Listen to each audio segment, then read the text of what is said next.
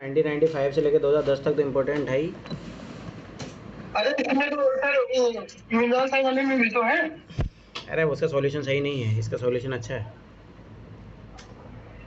ले लूँ क्या? चलो ठीक है, देखो इधर शुरू करते हैं। देखो आर्य शब्द इंगित करता है, आर्य या तो देखो आर्य शब्द को कितनी बार यूपीएससी ने क्वेश्चन पूछा है। और ऐसे भी याद रखना कि सिंधु घाटी सभ्यता जो है ये सब इंपॉर्टेंट है, यूपीएससी फेवरेट। ठीक है, तो आर्य याद रखना, ये क्या थी, भाषा समूह था ये।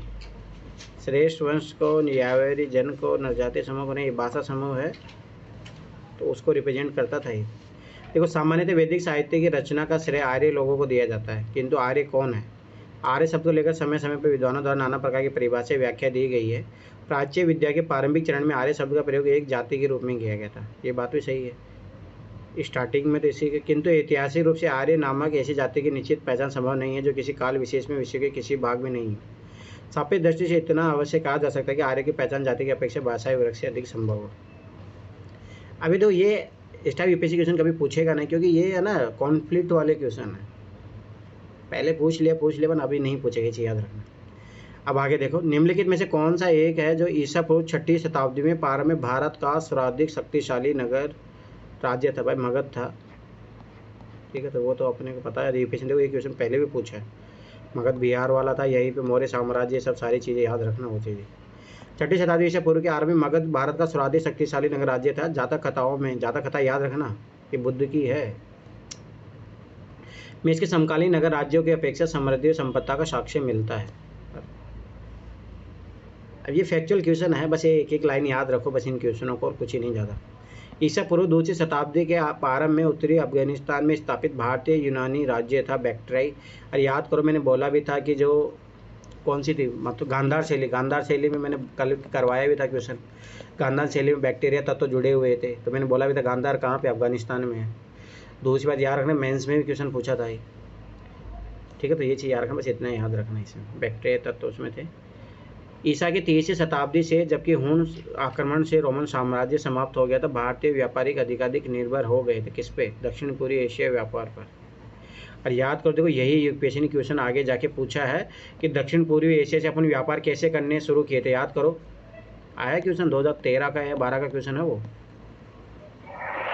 ये चीज़ याद रखना। हाँ मतलब उसमें था ना कि भाई अपन उधर व्यापार क्या किस कारण से, तो याद करो अपने को क्या था उधर, ट्रेड विंड का थोड़ा बहुत जानकारी हो गया, तो उस टाइप का क्वेश्चन था ना वो, ये वही क्वेश्चन है ये।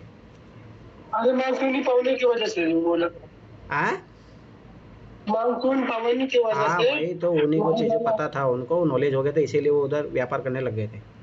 निम्नलिखित में से व्यक्ति भारत में किसी न किसी समय आए। अब देखो यहाँ से यूपीएससी ने क्वेश्चन पूछा भी है, अब यहाँ पे टाइम पीरियड पूछ लिया। अब देखिए बहुत डिफिकल्ट क्वेश्चन है, पर ये याद रखना यूपीएससी पूछेगा ना तो पीवाई के बेस पे ही पूछेगा वो। अब देखो याद रखो यही चीज़ें, देखो सबसे पहले कौन आता है, किसी न किसी समय आए हैं, इनका आगमन का सही कालक्रम कौन सा है? सबसे पहले आता है मैग्नेस्टिक, उसके बाद में आएगा फाइयान जो हर्षवर्धन के काल में आता है, फाइयान ही, ठीक है। फिर उसके बाद में आता है तुम्हारा हाउयन श्याम, ये आता है। फिर उसके बाद में ये आता है, जो भी यहाँ पे थोड़ा बहुत दिया एक्सप्लेनेशन, ये देखो अब ये एक्सप्लेनेशन बहुत काम का, बस इतना ही काम का, ज़्यादा ज़रूरत है भी नहीं। मैग्नेस्टिक जो है सिकंदर के सेनापति सेल्यूकस का राजदूत था, जो चंद्रगुप्त मौर्य के शासनकाल में 305 ईसा पूर्व में भारत आया था। अब ये लाइन बहुत इंपॉर्टेंट है। इसके पुस्तक का नाम इंडिका था। फाइयान जो चीनी बौद्ध यात्री था, जो चंद्रगुप्त विक्रमादित्य के शासनकाल में 399 ईस्वी में भारत में आया था। इसके पुस्तक का नाम है फोकोकिका, जो भी है ये इंपॉर्टेंट है, याद रखना। हेनसैंग चीनी बौद्ध यात्री था, जो भारत में हर्ष के शासनकाल में 624 ईस्वी में आया था। ईसिंग जो चीनी यात्री था, वो 7वीं सदी के अंत में लगभग 671 ईस्वी में भारत आया था। अरे यूपीएससी क्वेश्चन पूछा भी है, इसका पूछा था। गुप्त काल में उत्तर भारतीय व्यापार निम्नलिखित में से किस एक पतन से, देखो पोर्ट क्यों यूपीएससी का फेवरेट है, इसीलिए यूपीएससी ने 2011 से लेकर 2016 तक 4 क्वेश्चन पूछे, बस इतना पता होता कि पोर्ट है यूपीएससी का फेवरेट। अब देखो ये सारे पोर्ट है, याद रखना ये चीज़, आगे यूपीएससी यहीं से क्वेश्चन पूछ लेगा। पर ये पूछ लिया कि गुप्त काल में उत्तर भारतीय व्यापार समझ में। देखो मैंने अब इस क्वेश्चन को आप आराम से कर सकते हो। देखो ताम्रलिप्ति है, तो आंसर तो इसका है। अब थोड़ा ये देखो बड़ोच है, शायद ये गुजरात का है, तो ये थोड़ा बहुत जरूर एक बार सर्च करके, मैंने जो पीडीएफ भेजी थे ना उसमें है सभी। काम्बे आपको इधर पड़ेगा, साउथ में पड़ेगा ये। कल्याण याद रखो कि शायद मुझे जहाँ तक लग रहा है आंध्र प्रदेश उधर उधर पड़ेगा, जो भी है। मुंबई है ना, कल्याण जंक्शन मुंबई। मुंबई है, कल्याण जंक्शन करके तो है मुंबई में। हो सकता है, एक बार देख लेना, मैं बता रहा हूँ, मैं तुम्हें ऐसे मैंने कल्याण मंडप के अनुसार बताया। चलो ठीक है, देखो इधर 364 ईस्वी में रोमन साम्राज्य 2 भागों में बट गया, जिससे आगामी 100 वर्षों तक स्थिति अत्यंत कठिन थी। 5वीं शताब्दी के आरंभ से अनेक आक्रमणकारियों ने रोमन साम्राज्य को लक्ष्य बनाया। स्पष्ट है कि रोमन साम्राज्य की स्थिति इतनी दयनीय हो गई थी कि रोम के नागरिक प्राच्य जगत से व्यापार का प्रोत्साहन नहीं दे सकते थे। फलतः इसी समय भारत का व्यापार मुख्य रूप से दक्षिण पूर्वी एशिया से होने लगा था। इस व्यापार का संचालन बंगाल स्थित ताम्रलिप्ति बंदरगाह से होता है, वहाँ से जहाँ से नीला। अब देखो ना, ये क्वेश्चन तो यहाँ पूछा, ये क्वेश्चन आगे जाके देखो 2 बार रिपीट हुआ है उधर। 2020 में ऐसा है, याद करो कि भाई बंगाल से कौन कौन सी चीज़ें एक्सपोर्ट की जाती थी। नीला रेशम, अगर ये होता तो आप वो क्वेश्चन सही भी कर सकते थे आराम से। देखो ये है PYQ, तांबा निर्यात किया जाता, नीला रेशम जाके देखना, 2020 का क्वेश्चन है, यहाँ पे पूछा भी है यूपीएससी के, बंगाल से क्या निर्यात किया जाता था अंग्रेजों द्वारा। आगे देखो, काव्य व्यक्ति के रूप में उर्दू का प्रयोग करने वाला पहला लेखक था अमीर खुसरो था। ठीक है, बहादुर शाह जफर नहीं, ये तो ऐसे काट सकते हो। अब देखो ऐसे दोनों, इन दोनों में से ज़्यादा इंपॉर्टेंट है, ये 2 ऑप्शन तो आप ऐसे ही काट सकते हो। अमीर खुसरो मध्यकालीन भारत के महान कवि थे। इनका जन्म उत्तर प्रदेश के एटा जिले के पटियाली नामक स्थान पर हुआ है। काव्य व्यक्ति के रूप में उर्दू और हिंदवी भाषा का प्रयोग करने वाले प्रथम कवि अमीर खुसरो थे। अलाउद्दीन खिलजी ने इन्हें तूतीय हिंद की उपाधि दी। याद कर देखो, ये यूपीएससी क्वेश्चन पूछा था उधर। इन्होंने बलबन से लेकर गैदर सिंह तुगलक तक 7 सुल्तानों को काल भी देखा। अमीर खुसरो जो सूफी सन निजामुद्दीन औलिया के शिष्य थे, और इसने मना किया था कि तुम राजनीति उसमें नहीं जाना। इनकी प्रमुख रचनाओं में किरान और सादेन, खजाइनुल फतह है, तुगलनामा है और तारीख अलाई आदि प्रमुख है। अब इतना ही इन्फॉर्मेशन याद रखो, ज़्यादा जरूरत नहीं है। और ऐसे मीडियल में अभी यूपीएससी नहीं पूछेगा, बीजेपी गवर्नमेंट है, मतलब इतना जाके डेप में नहीं पूछेगा, ये चीज़ याद रख लेना। दिया गया मानचित्र किस लोधी सुल्तान से संबंधित है और मानचित्र में चिन्हित किस नगर को निरूपित करता है। तो ये याद रखना, बहलोद लोधी का है। और ये वाला जो इलाका है जौनपुर याद रखना कि शिक्षा का सबसे उस जमाने में जो है जौनपुर बहुत ज़्यादा एजुकेशन के लिए फेमस था, बहलोद लोधी के टाइम में, याद रखना चाहिए। जैन उल आबदीन, जो यह याद रखना, ये जम्मू कश्मीर का, इसको है ना, शायद यही है मेरे अनुसार, तो शायद जिसको जम्मू कश्मीर का अकबर बोला जाता था शायद। ठीक है, जैन उल आबदीन द्वारा पूरी की गई कश्मीर की, हाँ सही बात है, इसे जम्मू कश्मीर का अकबर कहा जाता है, ये अपनी सहिष्णुता के लिए जाना जाता है। यही है ना वो, हाँ जम्मू घाटी में। हाँ मुझे इतना याद है कि उसको कहा जाता था। ठीक है, जैन उल आबदीन द्वारा पूरी की गई कश्मीर की जामा मस्जिद की प्रभावकारी विशेषताओं में शामिल है। अब देखो बुर्ज है, ठीक है, बौद्ध पेगोडा से समानता है, फारसी शैली है, तीनों के तीनों देखो विशेषताएं शामिल है, तो सबाइश बात है। प्रभाव है, प्रभाव तो सारा का सारा रहेगा, ये चीज़ याद रखना। ट्रिक वहाँ पे वही लग रही है। कश्मीर के महान शासक वुड शाह जैनुल आबदीन 1420 से 1470 ईस्वी में रहता है द्वारा निर्मित कश्मीर की जामा मस्जिद में बहुत पेगोडाओं से समानता था। फारसी शैली इन तीनों विशेषताओं का प्रभाव प्रचुरता में दिखाई देता है। इसने अपने पिता सिकंदर शाह के बिल्कुल विपरीत उदार, जन कल्याणकारी और सहिष्णुता विधि नीतियों का अनुसरण किया, इसीलिए इसको बोला जाता है जम्मू कश्मीर का अकबर, क्योंकि अकबर भी कैसा था, टॉलरेंस था, ये सारी चीज़ें थी। इसने जजिया कर हटा दिया था, देखो अकबर ने भी हटाया था। गौ हत्या निषिद्ध कर दिया था, सोचो। हिंदुओं की भावनाओं का आदर करते हुए सती प्रथा पर से प्रतिबंध हटा दिया, पर ये नेगेटिव काम कर दिया पर वो भी है, जो भी है वो हिंदुओं के लिए कर रहा था। इसीलिए वह कश्मीरी फारसी संस्कृति और अरबी भाषा का महान विद्वान था। कुतुब उपनाम से फारसी में कविता भी लिखता था। उसकी उदार नीतियों के कारण उसे कश्मीर का अकबर, देखो ये सुदृढ़ आर्थिक व्यवस्था के कारण उसे कश्मीर का अलाउद्दीन खिलजी भी कहा जाता है। तो ये पूछा जा सकता है, तो थोड़ा लिबरल भी आ सकता है, पूछा जा सकता है इसके बारे में, याद रखना। यूपीएससी ने पहले पूछा भी। राजा को अपनी प्रजा से मुक्ति मिली और प्रजा को अपने राजा से, बहुत फेवरेट स्टेटमेंट है मोहम्मद बिन तुगलक के बारे में। किसके निधन पर बदायूनी ने इस प्रकार की टिप्पणी की थी? इतिहासकार बदायूनी का है जिसने मोहम्मद बिन तुगलक की मृत्यु पर कहा था, दिल्ली सल्तनत के सुल्तानों में मोहम्मद बिन तुगलक सर्वाधिक विलक्षण व्यक्तित्व वाला शासक था। वह अरबी में फारसी का महान विद्वान था। ज्ञान विज्ञान की विविध विधाओं जैसे खगोल शास्त्र, गणित, चिकित्सा, दर्शन, विज्ञान, तर्कशास्त्र आदि में पारंगत था। उससे पहले के लोग कितने पढ़े लिखे होते थे, अपने से एक सब्जेक्ट नहीं पढ़ा जाता उसकी सनक भरी नीतियों के कारण प्रजा को अनेक कष्ट उठाने पड़े। उसके द्वारा दबाव में कर वर्दी, ये सबसे मैंने उसको नेगेटिव पढ़ा था। राजधानी परिवर्तन, सांकेतिक मुद्रा का प्रचलन, याद रखना सबसे पहले चालू करने वाला है सांकेतिक मुद्रा प्रचलन, याद रखना ये चीज़, ये सबसे पहला था। कराची व खुरासान अभियान आदि ऐसे कार्य जिससे वह आलोचना का पात्र बना। इसके संबंध में एल्फिंस्टीन ने लिखा है, मोहम्मद तुगलक में पागलपन का कुछ अंश था। इसी प्रकार एल श्रीवास्तव के अनुसार उसमें विरोधी तत्वों का मिश्रण था। अब ये पीछे विशेष में पूछ सकता है, यूपीएससी नहीं पूछेगा। अब देखो, विजयनगर साम्राज्य पहले से ही यूपीएससी का फेवरेट बना हुआ है। दक्षिण भारत के इतिहास में उसके संगत एक विशेषता यह मिलती है कि बड़े साम्राज्यों की अपेक्षा छोटे क्षेत्रीय राज्य विकसित हुए थे। इसका क्या कारण था? लोह जैसे खनिजों का अभाव था, सामाजिक संरचना में अनेकानेक विभाजन था, नहीं विशाल उपजाऊ भूमि क्षेत्र का अभाव था। तो इसीलिए स्वाभाविक सी बात है, छोटे छोटे राज्य बनेंगे वहाँ पे। बस इतना से याद रखो। अब आगे देखो, ये कथन कारण वाले। अकबर के काल में हर 10 घुड़सवार सैनिकों के लिए मनसबदारों को 20 घोड़ों का रखरखाव रखना पड़ता था। फैक्चुअल स्टेटमेंट शायद गलत होने की प्रोबेबिलिटी बढ़ सकती है इसकी। अच्छा, सही है। घोड़ों की यात्रा आराम देना होता था और युद्ध के समय उनको बदलना आवश्यक होता था। ये तो लॉजिकल स्टेटमेंट है, ये तो सही है। अब एक बार इसको देख लो, इसे तो अपन पढ़े भी हैं मनसबदार के बारे में। अकबर के काल में हर 10 घुड़सवार सैनिकों के लिए मनसबदारों को 20 घोड़ों की रखरखाव करना पड़ता था।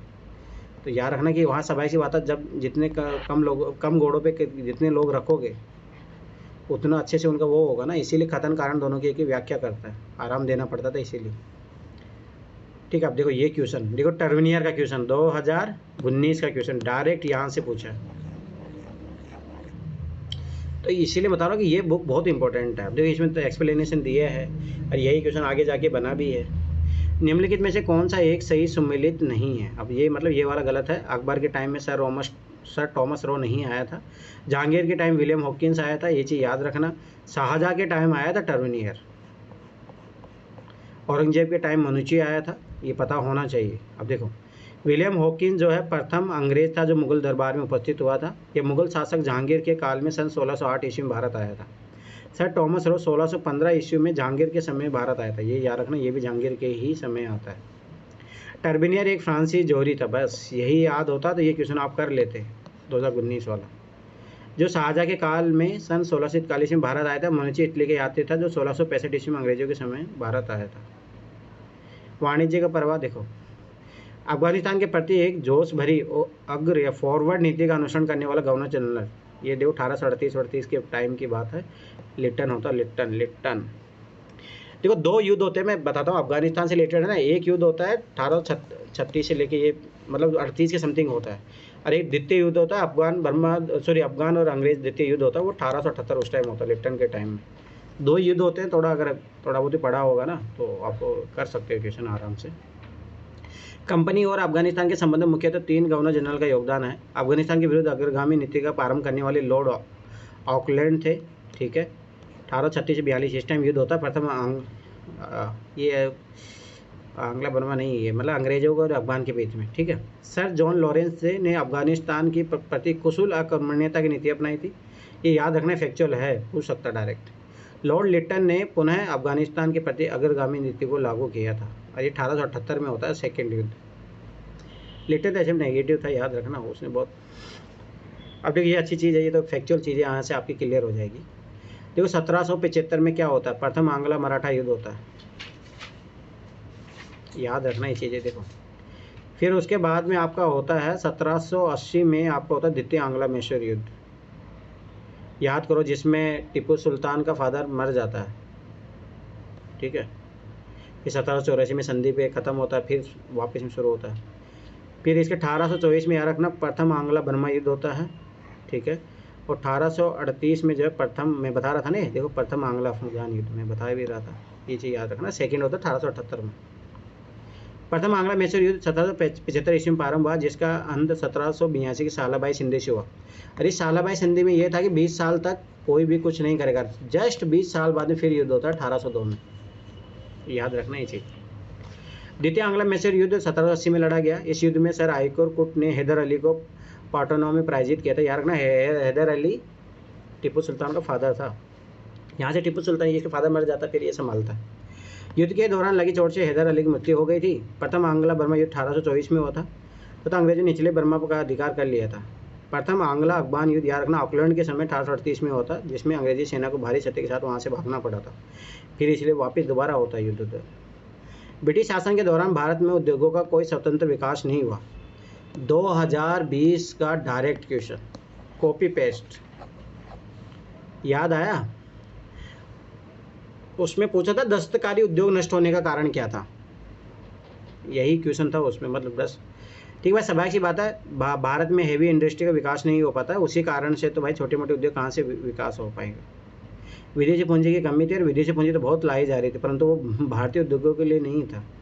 और दूसरी बात देखो, भारी उद्योग ध्यान समझना, भारी उद्योग जैसे मान लो देखो, भारत में रेलगाड़ी का विकास तो हो रहा था, परंतु जो सारी जो चीज़ें हैं वो बन के इंग्लैंड से आ रही थी, तो ये नुकसान हुआ था उस टाइम। प्राकृतिक संसाधन, अरे भारत में लोहा सब ज़्यादा धनिक वर्ग बहुत संपत्ति निवेश करने तरेजी नहीं दिया, अरे उनको अलाउ ही नहीं किया गया। अब ये क्वेश्चन 2020 में रिपीट हुआ डायरेक्ट। नेपोलियन की शक्ति के सामने यूरोप में, उस समय जब नेपोलियन की शक्ति के सामने यूरोप में साम्राज्य धराशायी हो रहे थे, निचले लिखे गवर्नर जनरल में से किस एक ने भारत में ब्रिटिश पताका फहराए रखी? याद रखना, लॉर्ड वेलेजी। लॉर्ड वेलेजी की सहायक संधि, यूपीएससी 2018 का क्वेश्चन याद आया, जिसमें बोला गया था कि जो नेपोलियन से बचाने के लिए भी ये काम आए, सहायक संधि, याद आया उसका ऑप्शन? एक ऑप्शन था जो सही था। देखो कैसे PYQ आपके काम आते हैं। जब नेपोलियन की शक्ति के सामने यूरोप के साम्राज्य धराशायी हो रहे थे, तो मतलब नहीं है, ये चीज़ याद रखना। धराशायी होते नीचे लिखे गवर्नर जनरल में से लॉर्ड वेलेजी ने ब्रिटिश पताका फहराया, क्योंकि उस समय मैसूर मराठाओं के दमन के साथ सहायक संधि प्रणाली ने, देखो मैं बता रहा था ना, सहायक संधि प्रणाली 2018 का क्वेश्चन है, जाके देखो, सारे क्वेश्चन यहीं से रिपीटेड है। अब देखिए, नील विद्रोह क्वेश्चन 2018 में पूछा, संताल विद्रोह याद करोगे, उस टाइम पीरियड वाला 2018 का क्वेश्चन है। अभी देखो, नील विद्रोह होता है 1859 के टाइम होता है, ठीक है, मतलब 56 से उधर से ये 59 की समथिंग होता है नील विद्रोह, तो ठीक है। दक्कन डगरे याद रखना कि 1875 का है, ठीक है। सिपाही विद्रोह उसी को 1857 की क्रांति को बोला जाता है, ये चीज़ याद रखना। संताल विद्रोह याद रखना कि जस्ट 1857 की क्रांति से जस्ट पहले होता है। इसका ऑर्डर देखो, सबसे पहले कौन होगा? संताल विद्रोह होगा, फिर उसके बाद में सिपाही विद्रोह होगा, फिर उसके बाद नील विद्रोह होगा, फिर उसके बाद दक्कन के दंगे होंगे। अब देखो, भारत में ब्रिटेन के सभी संवैधानिक प्रयोगों में सबसे कम समय के लिए, भाई 1909 वाला एक्ट था क्योंकि 1909 वाला एक्ट कब दोबारा 1919 में आ गया था, तो सबसे कम टाइम पीरियड इसी का रहा। देखो 1861 के बाद में कब आता है? 1892 में आता है, ठीक है। यहाँ पे देखो यही दिया भी है, तो ये दोनों ऑप्शन तो ऐसे गए। 1892 बाद 1909 में आता, 17 साल ये ऐसे गया। 1919 के बाद में कब आता? 1935 में, तो सबसे कम कौन सा चला? तो ये चीज़ याद रखना, इसमें इतना कुछ है नहीं, बस हाँ इसकी बस एक चीज़ याद रखना, 1919 का अधिनियम जिसने माल्य मिंटो सुधार के नाम से भी जाना जाता है, यूपीएससी डायरेक्ट क्वेश्चन पूछा, ये सबसे कम समय था, 10 वर्षों तक चला। इस अधिनियम की मुख्य विशेषता संप्रदाय को जन्म देना था, ठीक है, कम्युनल, क्योंकि मुसलमानों को पृथक निर्वाचक क्षेत्र दे दिया था। इस अधिनियम द्वारा सर्वप्रथम सांप्रदायिक निर्वाचन प्रणाली मुसलमानों को शुरुआत की गई थी, याद रखना चाहिए। स्टेट पॉलिटिक्स मैंने देखा कि भाई यही कर लो, कोई ज़रूरत नहीं कुछ भी करने की।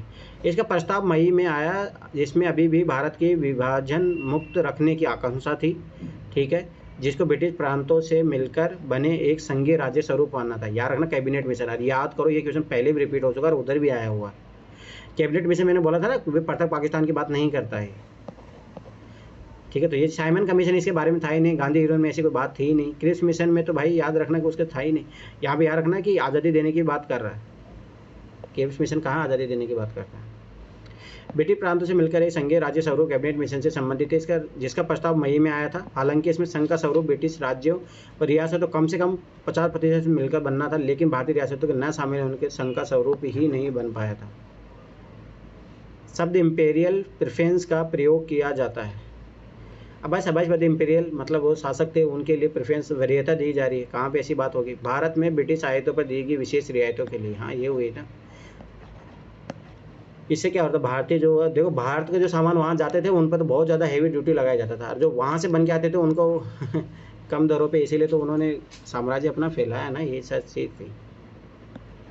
ये भेदभाव वो नहीं है, ये सारी चीज़ें याद रखना, ये है इम्पोर्ट के लेकर, ठीक है, इतना याद रखो, छोड़ो। अब आ जाओ, लॉर्ड लिथनगो, ठीक ने 1942 अगस्त आंदोलन को सिपाही विद्रोह के बाद सर्वाधिक गंभीर विद्रोह कहा था। भारत छोड़ो आंदोलन, हाँ सबाइश बात एक अच्छा था। कुछ क्षेत्रों में किसान व्यापक जन आंदोलन में उठ खड़े हुए थे। ये क्या ये कारण सही है?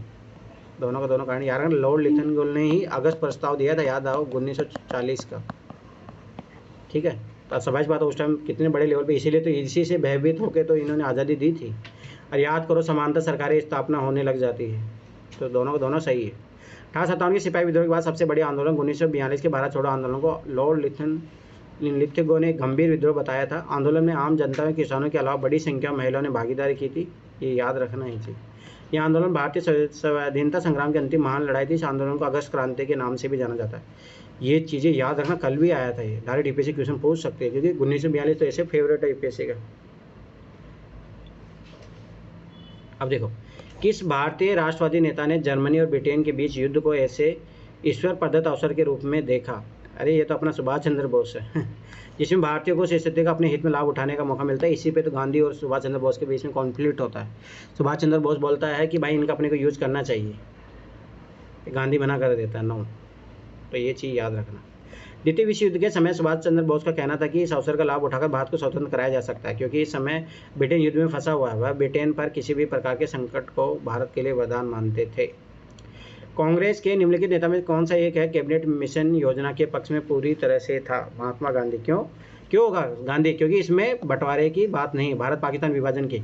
पर याद रखना, इसमें प्रांतों को बहुत ज़्यादा पावर दे गई थी। तो ये जो जवाहरलाल नेहरू, सरदार वल्लभ भाई पटेल ये सपोर्ट में नहीं थे इसके। पर गांधी क्यों था सपोर्ट में? ओनली इसमें क्योंकि भारत और पाकिस्तान मतलब एक यूनाइट थे, इसीलिए से याद रखना है चीज़। कैबिनेट मिशन योजना 1946 के पक्ष में गांधी जी पूरी तरह से थे। इस योजना के संदर्भ में गांधी जी ने कहा था कि यह योजना समय की परिस्थितियों के परिप्रेक्ष्य में सबसे उत्कृष्ट योजना है। इसमें ऐसे बीज है जिसमें दुख की मारी भारत भूमि यातना से मुक्त हो सकती है। चलो, निम्नलिखित भारतीय नेता में कौन सा एक है ब्रिटिश द्वारा इंडियन सिविल सर्विस से बर्खास्त किया गया था? अब स्वाभाविक सी बात है, उसने पहले ज्वाइन किया होगा ना। अब देखो ये क्वेश्चन 2018 का क्वेश्चन, सुरेंद्र नाथ बनर्जी था जिसने सबसे पहले याद करो कि उसने आईएएस बना। अब आईएएस बना तो उसको बर्खास्त भी किया जाएगा। याद रखना, सुभाष चंद्र बोस ने भी आईएएस का एग्जाम निकाला था। आरसी दत्त इकोनॉमिस्ट थे, याद रखना, ठीक है। सुरेंद्र नाथ बनर्जी का जन्म 1848 में कलकत्ता के एक प्रतिष्ठित ब्राह्मण परिवार में हुआ था। 1868 में कलकत्ता विश्वविद्यालय से स्नातक का परीक्षा उत्तीर्ण करने के बाद उन्होंने 1869 में सिविल परीक्षा उत्तीर्ण की थी। याद आया 2018 क्वेश्चन के सबसे पहले कौन बना था आईएएस? यही था। सही आयु के बारे में विवाद होने के कारण उसे परीक्षा से अयोग्य ठहरा दिया गया था, किंतु बाद में उन्हें न्याय मिला और सिलहट के सहायक न्यायाधीश के पद पर उनकी नियुक्ति हुई। किंतु कुछ समय बाद जिला न्यायाधीश सदरलैंड की शिकायत पर उन्हें बर्खास्त कर दिया गया था। अच्छा, अब देखो ये तो पता होगा, आनंद मंड तो बंकिम चंद्र चटर्जी ने लिखा है। देखो जो पता है वो लिखो, ठीक है। अब अपने पता है बी का 3 हो गया तो 2 ऑप्शन गए अपने काम से। ए का ऑटोमेटिक 4 हो गया है। The first Indian war of independence, याद रखना 1857 की क्रांति को जो है वीडी, ये इसीलिए इसको नाम भी है, इसी विनायक दामोदर सावरकर आरएसएस का अगर दाता है ये, याद रखना आरएसएस का जन्म इसी के कारण हुआ है, ठीक है। ये दोनों याद रखना। लाइफ डिवाइन, याद रखना लाइफ डिवाइन तो भाई रविंद्रनाथ टैगोर की है। साधना अरविंद घोष, याद रखना, ये जो मैं पुंडेचेरी में जाके अपना आश्रम बना लेता है, तो ये चीज़ याद रखना। विनायक दामोदर सावरकर ने the first Indian of war independence नामक पुस्तक लिखी थी। उन्होंने इस पुस्तक में 1857 के विद्रोह को प्रथम स्वतंत्रता संग्राम की संज्ञा दी थी, याद रखना। आनंद मठ के रचयिता बंकिम चंद्र चटर्जी थे। देखो 2018 में क्वेश्चन पूछा आनंद मठ से, जिसमें बंगाल में हुए सन्यासी विद्रोह का वर्णन था। लाइफ डिवाइन के लेखक अरविंद घोष थे, जबकि साधना नामक पुस्तक के लेखक रविंद्रनाथ टैगोर थे। अब देखो ये क्वेश्चन भी आगे जाके बना है। क्रांतिकारियों के गुप्त संगठन अभिनव भारत का गठन किसने किया था? भाई वीडी सावरकर। ये क्वेश्चन पहले भी आ चुका। वीडी सावरकर ने 1899 ईस्वी में मित्र मेला नामक गुप्त संगठन की स्थापना की थी, ये भी याद रखना। यही संस्था आगे चलकर 1904 ईस्वी में अभिनव भारत नामक गुप्त संस्था के रूप में परिवर्तित होगी। इस संस्था का कार्य गुप्त रूप से क्रांतिकारी गतिविधियों को संचालित करना था। अखिल भारतीय राजनीति में गांधी का पहला साहसिक कदम कहाँ था? चंपारण।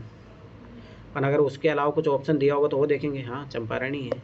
जब चंपारण तो पहला ही वही आएगा, याद रखना। अखिल भारतीय राजनीति में गांधी का पहला साहसिक कदम बिहार के चंपारण जिले में 1917 ईस्वी में किया गया सत्याग्रह था। यहाँ नील के खेतों में काम करने वाले किसानों पर यूरोपीय नीलों द्वारा बहुत अत्याचार किया जा रहा था। किसानों को अपनी ज़मीन के कम से कम 3/20 भाग पर नील की खेती करनी पड़ती थी तथा नीलों द्वारा तय दामों पर उसे बेचना पड़ता था। अभी देखो, कांग्रेस की प्रार्थना और याचिका नीति अंतर्गत समाप्त हो गई है। अब याद रखना ये कौन करते थे? मैंने बताया भी था, नरम दल वाले करते थे। अब जब ये समाप्त होगी तो क्या आएगा? गरम दल।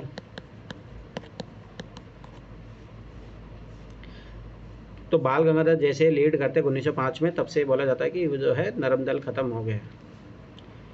गरम दल के उभयते में कांग्रेस की नीति और रणनीति में क्रांतिकारी परिवर्तन आया। इसके नेता बाल गंगाधर तिलक, लाला लाजपत राय, विपिन चंद्र पॉल, लाल बाल पाल के नाम से विख्यात है।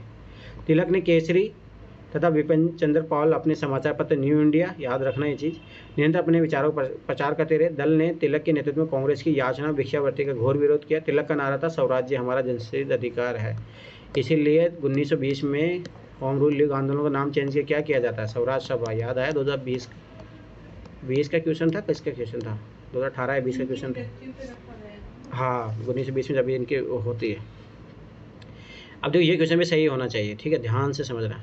मेडामी भिकाजी कामा जी अपन पढ़े हैं इनके बारे में। ये कौन थी, द तलवार, ये निकालती थी, याद करा, कामाटा मारो से भी जुड़ी हुई थी। एनी बेसेंट का तो मैंने बताया था, एनी बेसेंट का याद रखो, कॉमनवेल्थ, ठीक है। अब ये देखो ना, ये याद होना चाहिए, पीवाईक्यू में जो चीज़ें आई हुई है वो तो एकदम आपको रटी हुई होनी चाहिए। अरविंद घोष ने याद रखना वंदे मातरम लिखा था, मतलब उसके मतलब जनरल निकाला था, सॉरी गाया नहीं था, गाया तो उसने था। वंदे मातरम किसने गाया था, रविंद्रनाथ टैगोर। और जनगण मन दोनों उसी के द्वारा लिखी गई है। पता है सर, शायद कंफ्यूजन हो जाती है, चट्टोपाध्याय है ना शायद जनगण मन के। हाँ अरे नहीं, उसका है वंदे मातरम का, एक बार सर्च करो, ये तुम लोग दोनों में कंफ्यूज हो रहे हो। श्याम जी कृष्ण वर्मा याद रखना द इंडियन सोशलिस्ट थे, ठीक है। एक बार सर्च करो वंदे मातरम किसने लिखा है, जनगण मन किसने लिखा है, दोनों अलग है, ये तो याद रखना दोनों एक ही नहीं है। मिला, रविन्द्रनाथ टैगोर जनगण मन लिखे हैं। हाँ, और वंदे मातरम, वंदे मातरम फिर बंकिम चंद्र चट्टोपाध्याय होंगे। हाँ वही है, बंकिम चंद्र चटर्जी वंदे मातरम के। हाँ याद रखना ये चीज़, अलग है दोनों दोनों, ठीक है। श्याम जी कृष्ण वर्मा द्वारा लंदन से प्रकाशित समाचार पत्र इंडियन सोशलिस्ट था, ठीक है। मैडम भिकाजी कामा द्वारा पेरिस से प्रकाशित समाचार पत्र तलवार था। एनी बेसेंट द्वारा प्रकाशित पत्र कॉमनवेल्थ था। वंदे मातरम द्वारा, ठीक है, अरविंद घोष द्वारा था। अब ये याद होनी चाहिए, ये चीज़ याद रखना। रविंद्रनाथ टैगोर के बनाए चित्रों को वर्गीकृत किया जाता है, भाई पुनर्जीवनवादी थे, याद रखना, मैं इनके बारे में बता देता हूँ। ये बनाते हैं जैसे भारत को है ना, जैसे वो महिला के रूप में दर्शाना, मातृभूमि, तो ये क्या कर रहा है, पुनः वापिस कर रहा है ना।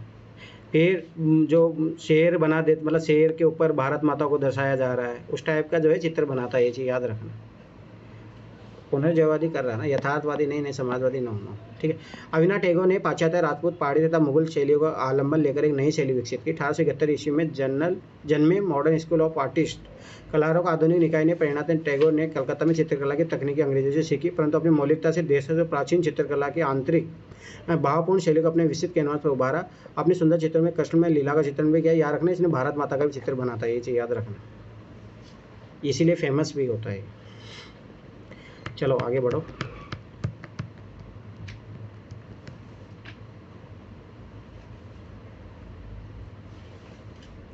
अभी तो सोचो लगभग 10-11 साल के क्वेश्चन बाकी है, सोचो कितने क्वेश्चन रिपीट हो चुके हैं। अब देख रहे हो बार बार वही क्वेश्चन आ रहे हैं रिपीट होके।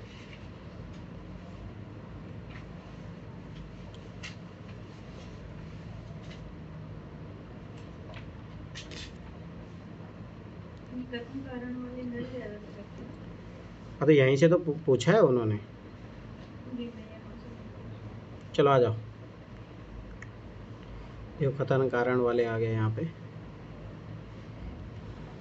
देखो, पाडिनेन किलुकुनम समूह की अहम पूर्व कविताएं संगम रचनाओं का अनुवर्तन। हाँ ये याद रखना, संगम पीरियड अच्छे से पढ़ना, यूपीएससी फेवरेट थीम है।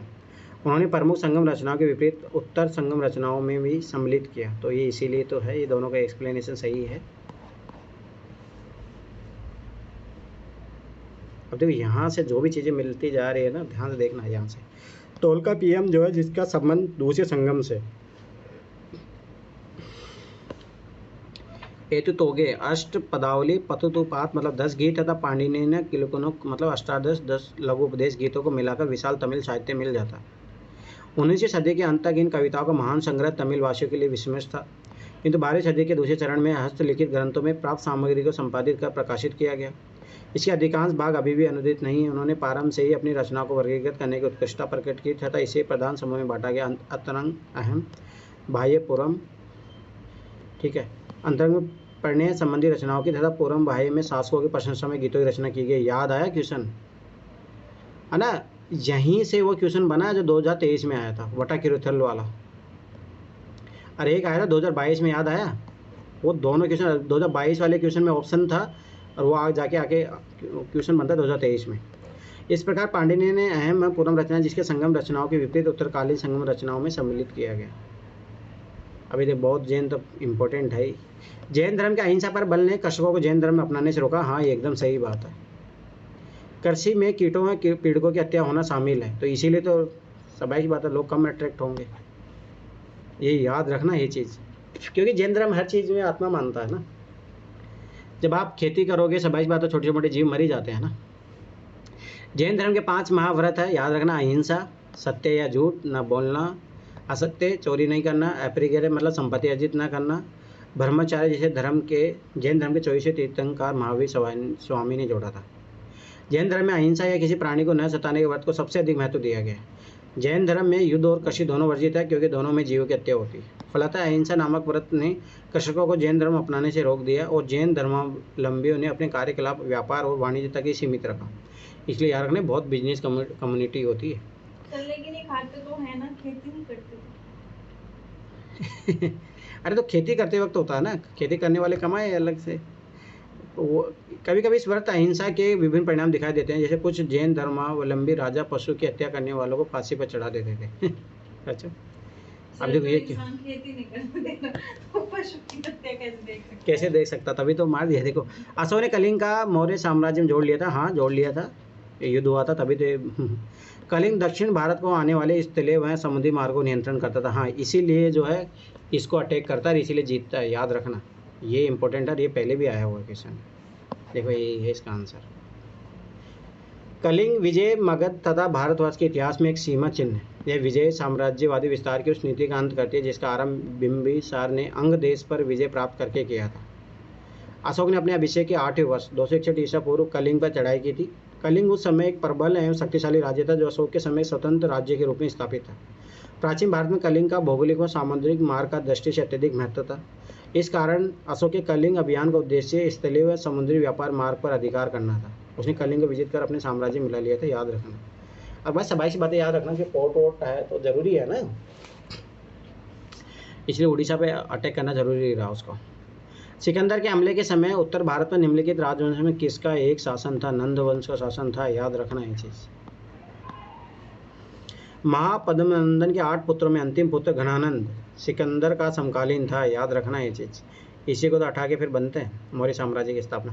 जो मगध का शासक था, ग्रीक लेखकों ने इसे अग्रमीज या जैंदमीज कहा है। घनानंद के शासनकाल में सिकंदर ने 325 ईसा पूर्व में पश्चिमी तट पर आक्रमण किया था। घनानंद का अंत जो है चंद्रगुप्त मौर्य ने किया था। मैं बता रहा था ना वो चीज़ें। वो अब देखो ये चीज़ें याद रखना है, छोटी छोटी चीज़ें हैं।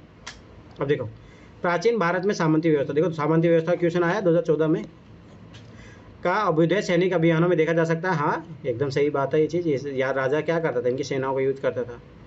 गुप्त काल में सामंती व्यवस्था का पर्याप्त विस्तार हुआ। मुझे बताओ ये क्वेश्चन अलग है, एंशिएंट काल की बात कर रहा है, ये गुप्त काल की बात कर रहा है। दोनों है स्टेटमेंट सही, पर क्या दोनों एक दूसरे की व्याख्या कर रहे हैं? अरे जब टाइम काल ही अलग हुआ तो कैसे व्याख्या करेंगे? तो आंसर क्या आएगा? बी। याद रखना, इस टाइप के क्वेश्चन तुम लोग कन्फ्यूज होते हो, थोड़ा पढ़ो। जब वो दोनों डिफरेंट दिए है या सही है तो बी आता है आंसर, मतलब एक दूसरे की व्याख्या नहीं करते हैं। अब देखिए ये क्वेश्चन पढ़ लेते 2013 क्वेश्चन हो जाता वो। सामंतवाद का विकास गुप्त युग की विशेषता थी, यह कथन सही है, परंतु इसके विकास के सभी लक्षण इस युग के पूर्व ही देखे जा सकते हैं। यद्यपि भारत में हमें सामंतवाद का बीज शक कुषाण काल में ही दिखाई देने लगता है। प्राचीन भारत में प्रांतीय शासकों की सामंती व्यवस्था का विकास कई कारणों में हुआ। इसमें सब प्रमुख कारण केंद्रीय सत्ता द्वारा विस्तृत भूभाग पर नियंत्रण स्थापित न करना था। याद रखना, तो यही उसमें पहले स्टेटमेंट गलत निकला था। केंद्रीय शक्ति की निर्बलता, याद रखो उसमें क्या बोला था? मजबूती, तो इसलिए गलत हुआ था वो। ने समाज में प्रभावशाली व्यक्तियों के ऐसा वर्ग तैयार कर दिया जिसके ऊपर स्थानीय सुरक्षा का भार आ गया। सामंती व्यवस्था में क्षेत्रीय सामंत अपने केंद्रीय सम्राट के प्रति अपनी स्वामी भक्ति को विभिन्न अवसरों पर उपहारों एवं करों की भेंट द्वारा व्यक्त करते थे। भारत में सर्वप्रथम यूनानी आक्रमणकारी सिकंदर ने विजित भारतीय प्रदेशों में सेनापति फिलिप की नियुक्ति की थी। इसके बाद प्राय सभी शासकों ने अपने विजित क्षेत्रों में प्रांतीय शासक नियुक्त किया। यहीं से जो है सामंतवाद का जन्म होता है। निम्नलिखित मुस्लिम शासकों में किस एक को उसकी धर्मनिरपेक्षता में आस्था के कारण उसकी मुस्लिम प्रजा जगत गुरु कहकर पुकारती थी? इब्राहिम आदिल शाह था वो, याद रखना। सेकुलरिज्म, इब्राहिम आदिल शाह एक धर्मनिरपेक्ष शासक था। उदार दृष्टिकोण के कारण उसकी हिंदू प्रजा उसे जगत गुरु के नाम से संबोधित करती थी। आस्था से प्रेरित होकर उसके प्रजा जगत गुरु के अतिरिक्त आदिल आबा भी कहकर पुकारती थी। तो ना यूपीएससी इस टाइप क्वेश्चन उठा के पूछ सकता है क्यों अब ये चीज़ें तो मतलब जो हिंदुज़म को प्रमोट करते हैं उनके लिए तो अच्छी है ना ये चीज़, कि देखो अंग्रेज शासक वो जो मुस्लिम शासक भी मान रहे थे। अब ये देखो ये क्वेश्चन यूपीएससी ने कितनी बार पूछा, एकता के बारे में पूछा, जागीर के बारे में पूछा, अमरम, ये अमरम भी पूछा हुआ डायरेक्ट, याद रखना ये चीज़। और ये याद रखना मौकस जो है ना ये उससे जुड़ा हुआ था मराठों से। मोक्ष का मतलब ये होता है किसको जो अधीन था उसको छुड़ा लेना, ठीक है, याद रखना। अब देखो अमरम जुड़ा होगा, पक्का याद रख लेना, उससे जुड़ा होगा विजयनगर साम्राज्य से, ठीक है। देखो अब देखो यही क्वेश्चन आगे जाके 2019 में बना है, 2019 और 2021 का क्वेश्चन जाके देखो। तो स्वाभाविक सी बात है, एकता क्या है? एकता है दिल्ली के सुल्तानों के काल में आई, जागीरी आती है ये मुगल काल में आती है, जागीरदारी। और यही क्वेश्चन तो आगे जाके बना है। सल्तनत काल में शासन की सुविधा एवं परिस्थितियों की आवश्यकता के कारण राज्य की छोटी छोटी इकाइयों में बांटा गया था। उस समय प्रांतों को साधारणतः एकता कहते थे।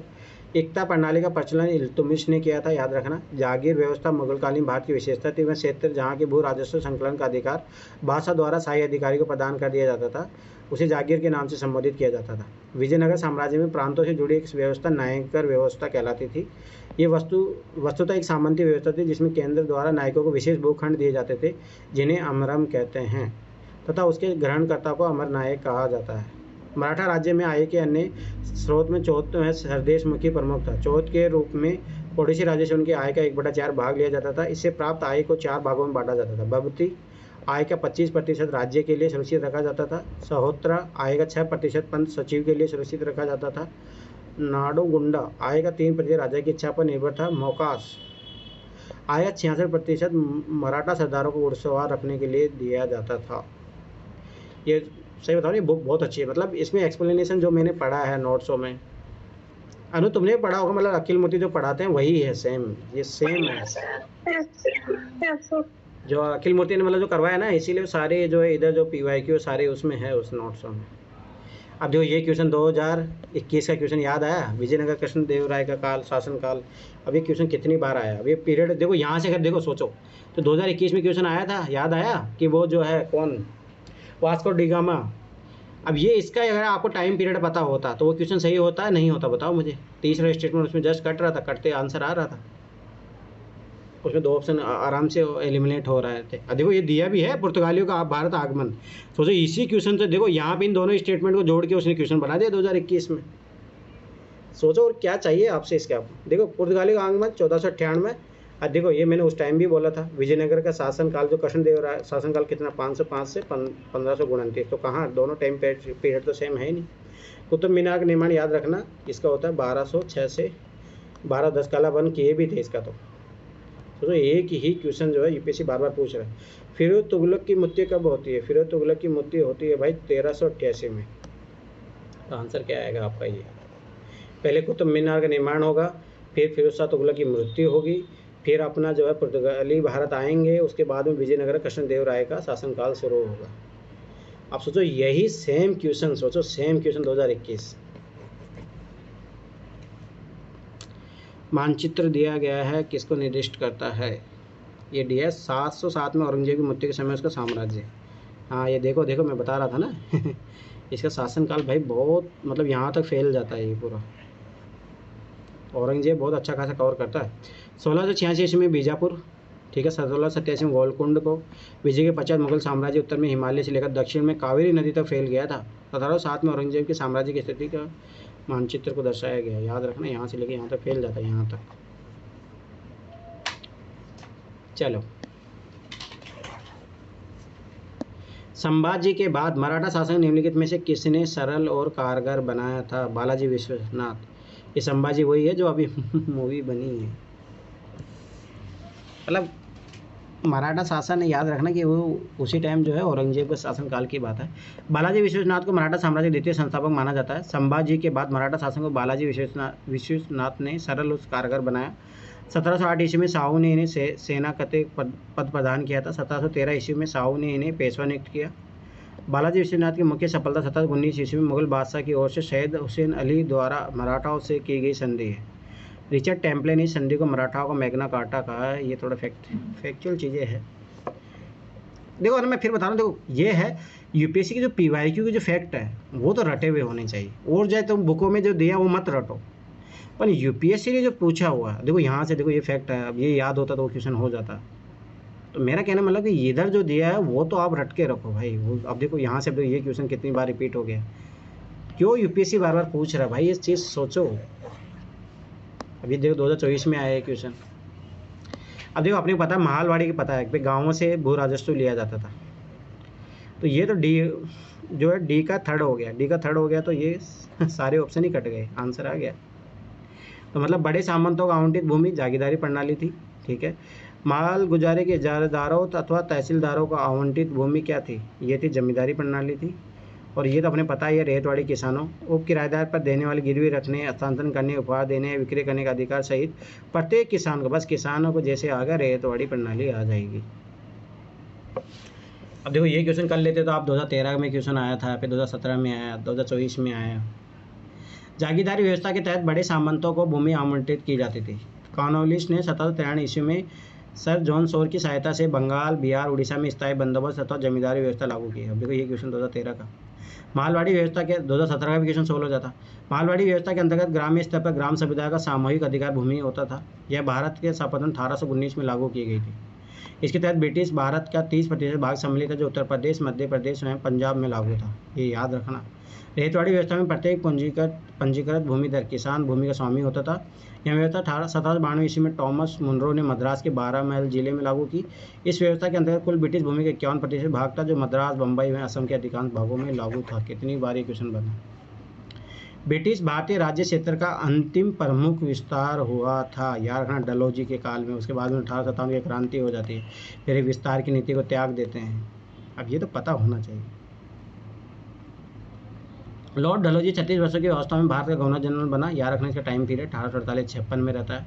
बाद में सबसे अधिक ब्रिटिश विस्तार इसी में किया था। हाँ ये बात सही है। व्यवगत सिद्धांत अपनाया था इसने, याद रखना।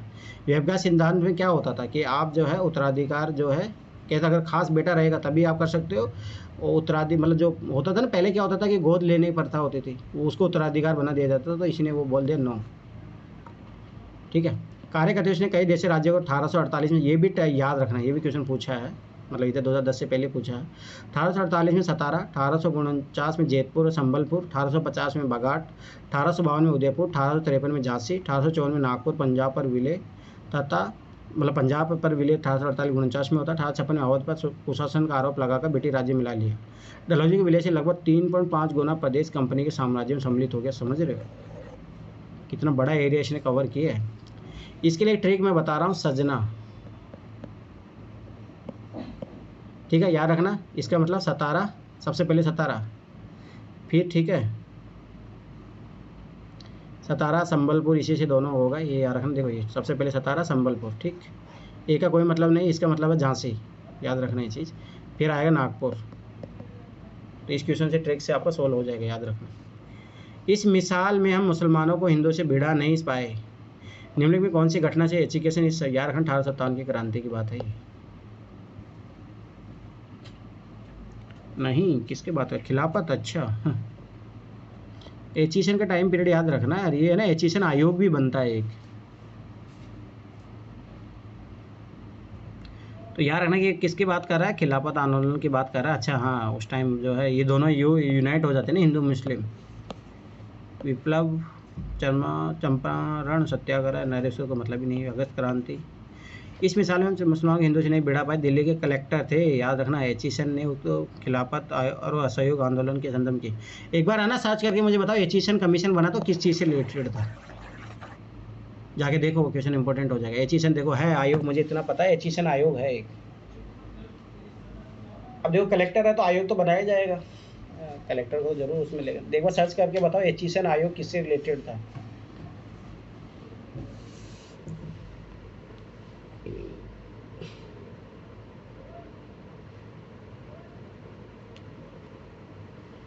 मिला, किसी चेक कर रहे हो या नहीं कर रहे हो, ये सब किला भारतीयों को सार्वजनिक सेवा में उच्च पदों पर कैसे नियुक्त किया जा सकता था? 1886 में आया था। 1886 में आया था। अच्छा ठीक है, याद रखना है सिविल लोक सेवा मतलब। आयोग के रूप में था, पहले यूरोपीय संस्थान करते थे, उसके बाद मतलब ये लोग देख रहे थे कि कैसे कर सकते हैं मतलब नियुक्तियों सिविल की। सर्विसेज के रिफॉर्म के लिए है, याद रखना ये चीज़, ठीक है। हाँ, जो पहले यूरोपीय लोगों के लिए आरक्षित था उनको देखना। ठीक है। चलो आगे देखो। प्रारंभिक राष्ट्रीय आंदोलन की आधारभूत कमजोरी उसका संकीर्ण सामाजिक आधार था। हाँ एकदम सही बात है। जब नरम दल तब सोचो कि अब वो हाई क्लास ही था इसका। एक गांधी आते तब मास मूवमेंट बनता है, ये बात एकदम सही है। यह उसमें सम्मिलित होने वाले सामाजिक समूह के संकीर्ण हितों के लिए लड़ता था। अरे नहीं ये तो गलत है ना भाई, हित तो उसके पूरे देश के लिए थे ना। बस ये है कि इसका जो प्रतिनिधित्व करते थे वो ओनली हाई क्लास के लोग ही करते थे, ये चीज़ याद रखना। सी आएगा आंसर। राष्ट्रीय आंदोलन की असफलता पीछे अनेक कारण थे, किंतु उसकी प्रारंभिक आधारभूत कमजोरी उसका संकीर्ण सामाजिक आधार था। क्योंकि प्रारंभिक दौर में उदारवादी नेतृत्व दादा भाई नौरोजी, महादेव गोविंद रनाडे, गोपाल कृष्ण गोखले, फिरोज शाह मेहता, सुरेंद्रनाथ बनर्जी आदि को उच्च वर्गीय थे, हाई क्लास था, याद रखना। लेकिन यह उदारवादी नेतृत्व सामाजिक समूह के संकीर्ण स्वार्थों के लिए नहीं था लड़ता था, बल्कि अशिक्षित जनता में चेतना जगाना चाहते थे। बाद में भारत की व्यापक जन चेतना एवं सामाजिक आंदोलन के सूत्रधार बने। इन्हीं के विचारों का प्रभाव आगामी राजनीतिक पृष्ठभूमि का आधार बना था, याद रखने की। त्रिपुरा की देशी रियासत स्वतंत्रता आंदोलन में 20वीं सदी के प्रारंभ में शामिल हुई, क्योंकि 20वीं सदी मतलब समझना 1900 से लेकर 2000, तो ये स्टार्टिंग की बात कर रहा है, तो मतलब 1900 से लेकर 1925 की बात कर रहा है। त्रिपुरा के राजा हमेशा, देखो ये एक्सट्रीम वर्ड, हमेशा ब्रिटिश विरोधी रहे बंगाल के क्रांतिकारी त्रिपुरा में आश्रय लिए हुए थे। मतलब सोचो ये भारत में, मतलब सोचो मैन जो है स्वतंत्रता आंदोलन में पार्टिसिपेट कर रहे, तो अंग्रेजी परेशान होके लेंगे ना। राज्यों की जनजाति पर घोर रूप से स्वतंत्र, घोर रूप ये क्या होता है, याद रखना। पहले से कुछ समुदाय कुछ बड़े, देखो वहीं से यूपीएससी ट्रिक लगाना शुरू करा। सोचो हाथ तक चल रही है वो चीज़ें।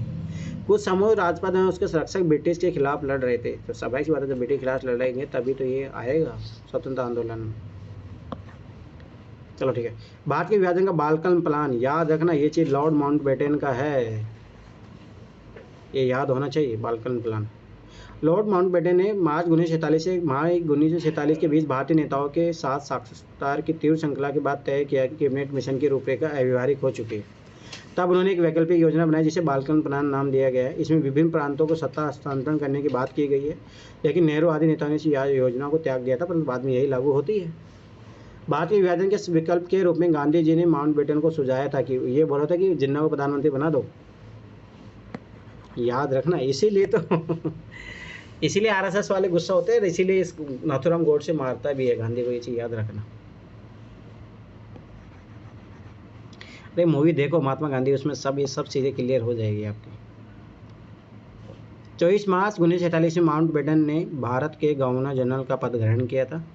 अब भारत आते ही माउंटबेटन ने भारत की राजनीतिक स्थिति पर काबू पाने के लिए देश के विभिन्न नेताओं से मुलाकात की, तब प्रांतों के गवर्नरों की एक सभा बुलाई। कांग्रेस के प्रमुख नेताओं में नेहरू और पटेल माउंटबेटन से कई बार मिले। गांधी जी की प्रथम मुलाकात माउंटबेटन से मार्च 1947 ईस्वी को हुई थी। गांधी जी का सुझाव था कि अंतिम सरकार पूर्ण रूप से लीग के नेता जिन्ना के हाथों में सौंप दी जाए जिससे भारत में सांप्रदायिक दंगों को रोका जा सके, परंतु गांधी जी के सुझाव कांग्रेस नेताओं द्वारा वर्किंग कमेटी को मान्य नहीं था। 1943 में आज़ाद हिंद फौज के अस्तित्व में आई थी बर्मा में, तत्कालीन बर्मा में, अरे नहीं सिंगापुर।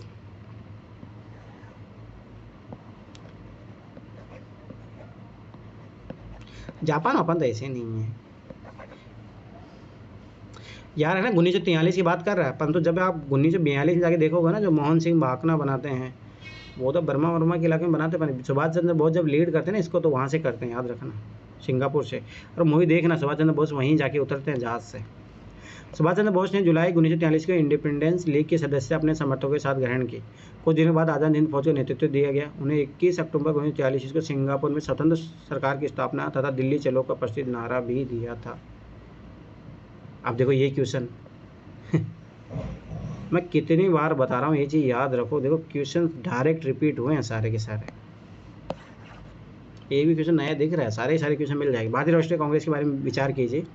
सरोजनी नायडू कांग्रेस की अध्यक्ष बनने वाली प्रथम महिला थी। अरे नहीं, कौन थी पहली? Annie Besant. अब देखो अगर ये यहाँ पे भारतीय लगा देते अब तो अब सही हो जाता। पर मेरा कहने मतलब देखो ये क्वेश्चन करने से वो क्वेश्चन सोल्व हो रहा था ना आपका CR दास ने जब कांग्रेस अध्यक्ष के रूप में कार्य किया तो वे जेल में थे। हाँ ये बात सही है। चलो ऐसे छोड़ो, देखो पहला गलत है, पहला गलत दिया था, दूसरा सही है। देखो ये आपको, ये देखो यूपीएससी उस टाइम भी ये आपकी हेल्प करती थी कि आपको बस ये नहीं जानना चाह रही थी यूपीएससी, वो खुद ही सोचती भाई ये चीज़ आप सिली पढ़ोगे, पर ये चीज़ तो पढ़नी चाहिए ना आपको। तो देखो ऑटोमेटिक दो तो ऑटोमेटिक सही हो गया। आगे देखो, एलन ऑक्टिन हुइम प्रथम ब्रिटिश नागरिक थे जो कांग्रेस के अध्यक्ष बने। अरे एओ हुइम तो उसको संस्थापक में मतलब मदद करता है ना कि इसका प्रथम अध्यक्ष बनता है,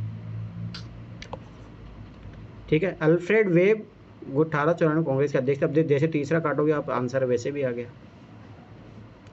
तो ये चीज़ याद रखना। एनी बेसेंट 1917 में कलकत्ता कांग्रेस अधिवेशन प्रथम महिला अध्यक्ष बनी, जबकि सरोजिनी नायडू भारतीय राष्ट्रीय कांग्रेस की प्रथम महिला अध्यक्ष, याद रखना, कानपुर 1925 में बनी थी। एलन ऑक्टिन हुइम कभी कांग्रेस अधिवेशन अध्यक्ष नहीं बनाए गए, अन्य सभी कथन सही है, ठीक है। चलो, अध्यक्ष के संबोधन के समय जब कांग्रेस अध्यक्ष ने हिंदी भाषा के लिए रोमन लिपि लागू करने की वकालत की थी तो वे कौन थे? वो थे सुभाष चंद्र बोस। याद रखना ये है सुभाष चंद्र बोस, हरिपुरा कांग्रेस अधिवेशन, याद रखना 1938। फिर त्रिपुरा में तो अपना इन्होंने दया दिया था। अपने अध्यक्ष संबोधन के समय हिंदी भाषा के रोमन लिपि लागू करने की वकालत की थी। अब जो ये चीज़ें याद रखना। लॉर्ड लिथनगो, 1942 के अगस्त आंदोलन को सिपाही विद्रोह के बाद सबसे गंभीर रही। तो वही सेम क्वेश्चन। कुछ स्थानों में किसानों ने बड़ी संख्या में आंदोलन में भाग लिया था। अब देखो उसका आंसर वहाँ पे ए दिया था, यहाँ पे बी दिया है, क्या ऑप्शन तो चेंज नहीं कर दिया ना, तो याद रखना उसका भी बी आंसर होगा, मतलब वो गलत दिया था उधर। जो भी है एक ही आंसर है, छोड़ो वो ऐसे भी, पर ये स्टेटमेंट याद रखना बस, वो दूसरा ज़्यादा इंपॉर्टेंट नहीं है, ये स्टेटमेंट याद रखना। चलो देखो इधर 1942 इसका भारत छोड़ो आंदोलन, जिसे अगस्त क्रांति भी कहा जाता है, भारतीय जनता की वीरता और साहस का अद्वितीय उदाहरण है। सरकार द्वारा इस आंदोलन को समाप्त करने के लिए दमनकारी नीति अपनाया गया। सिपाही विद्रोह 1857 की क्रांति के बाद निश्चित रूप से 1942 का आंदोलन जब सबसे गंभीर विद्रोह था, जिसमें तत्कालीन वायसराय लॉर्ड लिथनगो ने सिपाही विद्रोह के बाद सबसे गंभीर संकट करार दिया। भारत छोड़ो आंदोलन में आम जनता की हिस्सेदारी तथा समर्थन पर एक नई सीमा तक जा पहुंचा था। देश भर के किसान, चाहे वे अमीर हो या गरीब, इस आंदोलन की धुरी थे।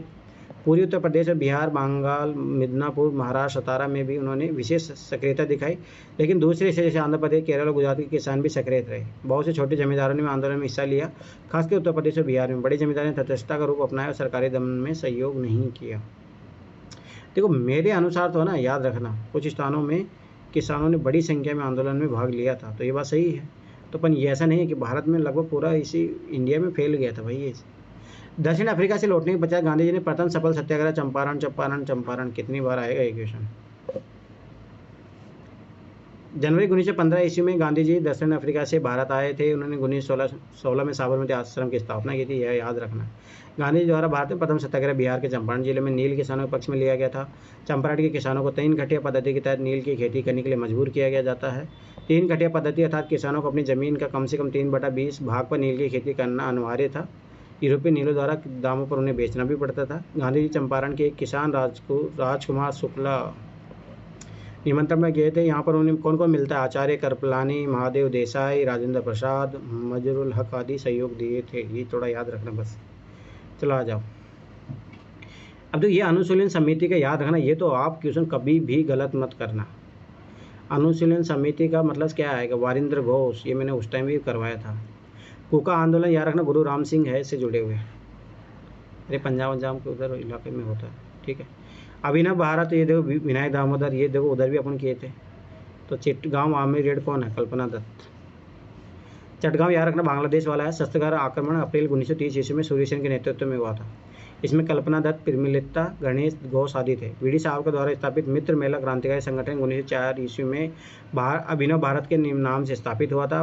बंगाल में वारिंद्र घोष तथा भूपेंद्र नाथ दत्त के नेतृत्व में 1907 ईस्वी में अनुशीलन समिति नामक क्रांतिकारी संगठन की स्थापना हुई थी। अभी ये सब रटे हुए होने चाहिए, याद रखना।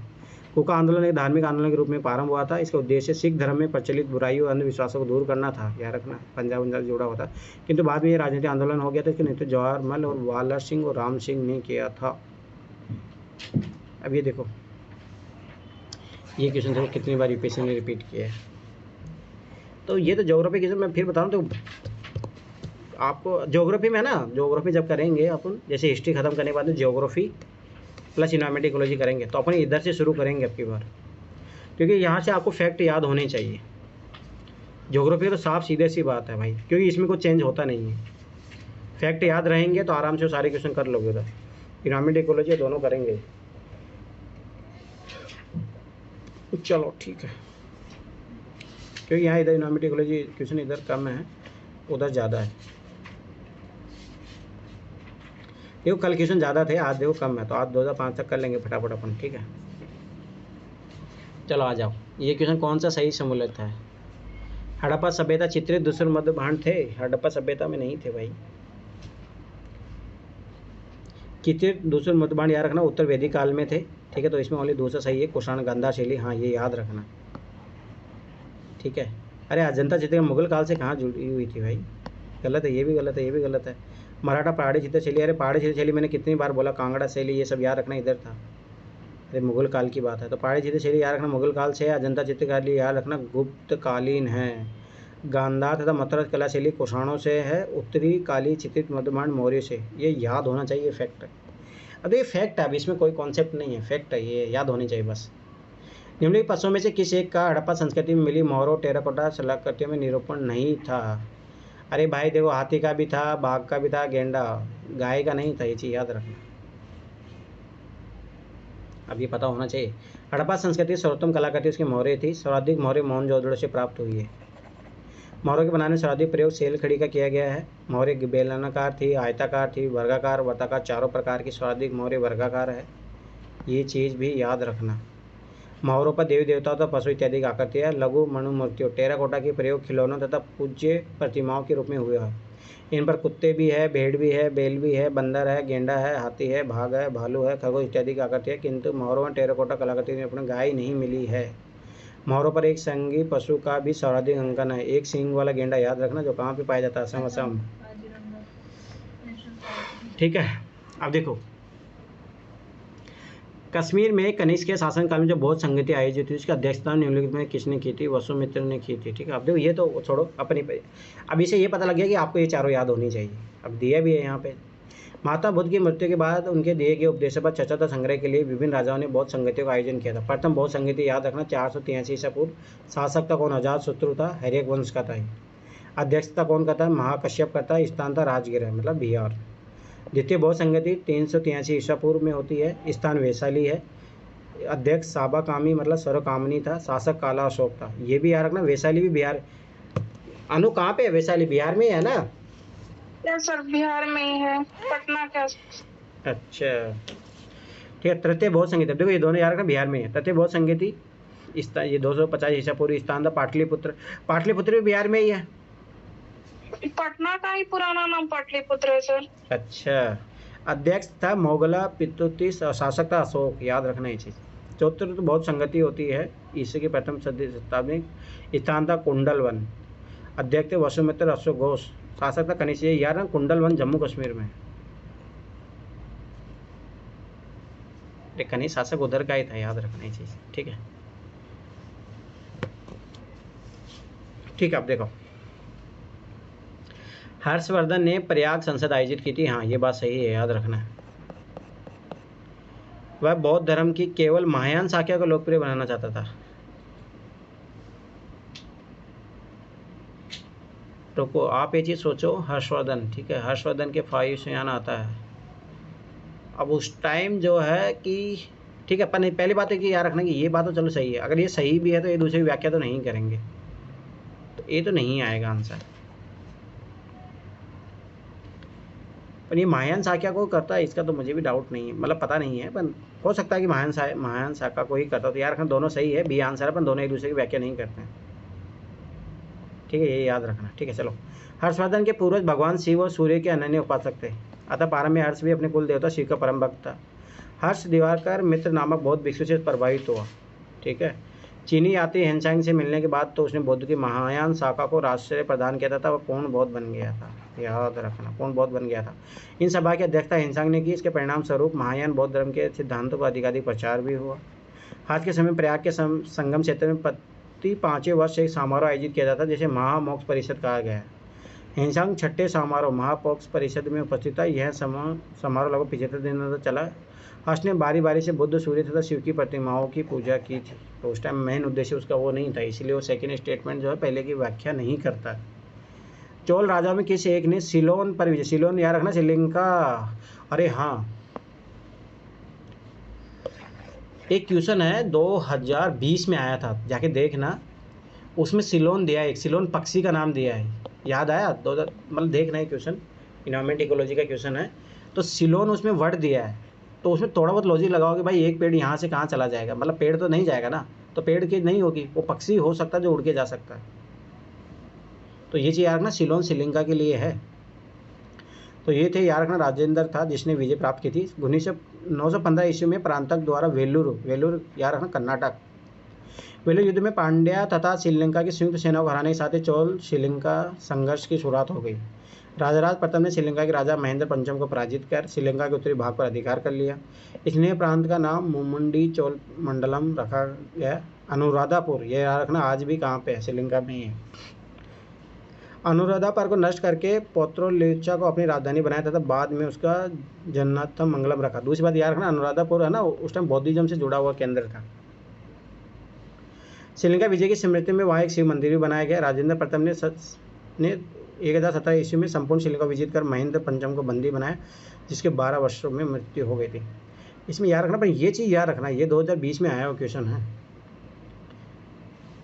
निम्नलिखित में से किस में लिंगराज मंदिर अवस्थित है? भुवनेश्वर का हो गया भाई, उड़ीसा, बीजापुर कर्नाटक है, कोलकाता श्रवण बेलगोला। याद रखना ये किससे जुड़ा हुआ? जेएनयू से। ठीक है, तो ये चीज़ याद रखना। उड़ीसा के मंदिर शुद्ध नागर शैली में निर्मित हुए हैं, ये भी चीज़ याद रखना। नागर शैली के मंदिरों के शिखर का रेखे शिखर भी कहते हैं। ठीक है, याद रखना इस टाइप से। वर्गाकार तथा ऊपर की ओर एक वक्र होते हुए, मतलब ऐसे होता है वर्गाकार, फिर ऊपर ऐसे बना होता है। लिंगराज मंदिर भुवनेश्वर उड़ीसा में स्थित है। इसका निर्माण उड़ीसा के शासक ययाति केसरी द्वारा कराया गया था। नागर शैली में बना हुआ है। पूरे जगन्नाथ मंदिर ये भी नागर शैली है। अंतरवर्मन गंग द्वारा निर्मित किया गया है। कोणार्क का सूर्य मंदिर ये भी याद रखना नागर शैली में, नरसिंह देव वन ने वो गंग वंश के द्वारा निर्मित किया गया है। ये याद रखना, ये जेएनयू से जुड़ा हुआ है स्थल। बीजापुर कर्नाटक में है, कोलकाता, भुवनेश्वर, भुवन प्लस ईश्वर। होयसल स्मारक पाए जाते हैं, ये याद रखना, हेलीबेडे और बेलूर कर्नाटक। अरे आज भी ना यही सिमिलर नेम है, आप जाके देखो। होयसल वंश का द्वारा बनाए गए सुंदर मंदिरों या स्मारकों का उदाहरण आज भी हेलीबेड या बेलूर या श्रवण बेलगोला, याद रखना कर्नाटक से प्राप्त होता है। होयसल वंश की राजधानी द्वारसमुद्रम। अब जो ये यूपीएससी ने क्वेश्चन पूछा आगे 2020 का, द्वारसमुद्रम का वर्तमान नाम हेलीबेडे है, जो कर्नाटक के हासन जिले में। याद रखना 2020 का क्वेश्चन है डायरेक्ट, द्वारसमुद्रम। यहाँ स्थित होयसलवर मंदिर वास्तुकला का अत्यंत उल्लेखनीय नमूना है। होयसल नरेश नरसिंह प्रथम के समय, मतलब 1152 से 1173 के समय लोक निर्माण के मुख्य अधिकारी के तमल के देखरेख में शिल्पकार केदार रोज ने इसे शानदार मंदिर का निर्माण करवाया। हम्पी कर्नाटक में मैसूर के निकट है, ये भी यूपीएससी 2019 में क्वेश्चन पूछा। प्रसिद्ध मध्यकालीन विजयनगर राज्य के खंडहर वर्तमान हम्पी में मौजूद है। एक ही याद आया क्वेश्चन, इसमें आया था कि विजयनगर साम्राज्य विघटन होता तो किस राज्य का उद्भव होता है? मैसूर का। अब यही क्वेश्चन बार बार वही सब चीज़ें पूछ रहे हैं, क्या ही करोगे। ठीक है, कौन सा सही सम्मिलित है? तो इसमें यही है, दीवाने बंदगान तुगलक ने शुरू किया था। अब ये देख लो इधर, दीवाने अर्ज है सैन्य विभाग था, याद रखना ये था बलबन के टाइम में। दीवाने मुस्त खराज भाई सबासी बात है, खराज ये पकड़ो वर्ड, ये कैसा है? राजस्व विभाग, खजाना। ठीक है, याद रखना। अलाउद्दीन खिलजी के काल में। दीवाने अमीर कोही याद रखना कृषि विभाग है, मोहम्मद बिन तुगलक द्वारा। दीवाने बंदगान दास विभाग है, याद रखना, बंदी बनाना दास विभाग, फिर उसका तुगलक। चंगेज खां के अधीन मंगोलों ने भारत पर आक्रमण कब किया था? इल्तुतमिश के शासनकाल में। अब देखो ये क्वेश्चन आया 2019 में, क्या बताऊं इससे ज़्यादा तो कितने, मुझे तो नहीं लगता कि एक भी क्वेश्चन बचा जो इधर नहीं आया है। तो मतलब समझ लो कि आप 2025 में भी आपको इधर से ही मिलेगा सारे क्वेश्चन। मंगोल चीन के उत्तर में गोबी मरुस्थल याद रखना। कहाँ पे है ये गोबी मरुस्थल? अरे चीन में, चाइना में। ठीक है, यह एक घुमक्कड़ जाति थी मंगोल, याद रखना। इसे मुख्य पेशा घोड़ों तथा अन्य पशुओं को पालना था। ये विभिन्न कबीलों में बटे हुए थे। 1163 ईस्वी में तेमचुन उर्फ चंगेज खां जन्म इसी एक कबीले में हुआ था। मंगोलों के आक्रमण की प्रारंभिक स्थिति इल्तुतमिश के समय उत्पन्न हुई थी। जलाउद्दीन मांग बरनी का पीछा करते हुए चंगेज खां भारत की सीमा तक पहुंचा था। याद आया क्वेश्चन 2019 का, 2019 और 21 में आया हुआ है। लेकिन इल्तुतमिश जो चंगेज़ खां की शक्ति से वाफिक था इसलिए माँ की बनी की शरण नहीं दी और इस प्रकार चंगेज़ खां लौट गया। मंगोलों के सर्वाधिक आक्रमण अलाउद्दीन खिलजी के समय हुए थे। अब नीचे नीचे शायद के प्रदेश 22 बात किसका, यहाँ काबुल अटैक कर लिया, बलूचिस्तान पर। गोलकोंडा नहीं जीता था। गोलकोंडा किसने जीता था? औरंगजेब। ये तो गया काम से, डी तो नहीं आएगा। अलाउद्दीन खिलजी विलजी लोग भाई यहीं तक सिमटे हुए लोग थे। मोहम्मद तुगलक नहीं, शाहजहाँ का साम्राज्य था। याद रखना, देखो गोलकोंडा बीजापुर याद रखो, किसने जीता था? ये औरंगजेब ने। और यही क्वेश्चन देखो आगे उधर पूछा था उस टाइम। भारतीय मुस्लिम सत्ता दिल्ली सल्तनत का वास्तविक संस्थापक इल्तुतमिश था। अलाउद्दीन प्रथम मुस्लिम शासक था जिसने जलालुद्दीन खिलजी के समय में विंध्य पहाड़ियों के दक्षिण में प्रवेश किया। अकबर के समय खानदेश को मिलाया गया। शाहजहाँ ने बीजापुर गोलकोंडा के अतिरिक्त संपूर्ण दक्षिण भारत को मुगल साम्राज्य में सम्मिलित किया। अंत में औरंगजेब ने बीजापुर और गोलकोंडा को मुगल साम्राज्य में मिला दिया था। ये चीज़ याद रखना। अब देखो ये भी यूपीएससी ने क्वेश्चन पूछा है। कबीर क्या था? जुलाहा। याद रखना ये चीज़। रविदास, रविदास कौन था? मोची।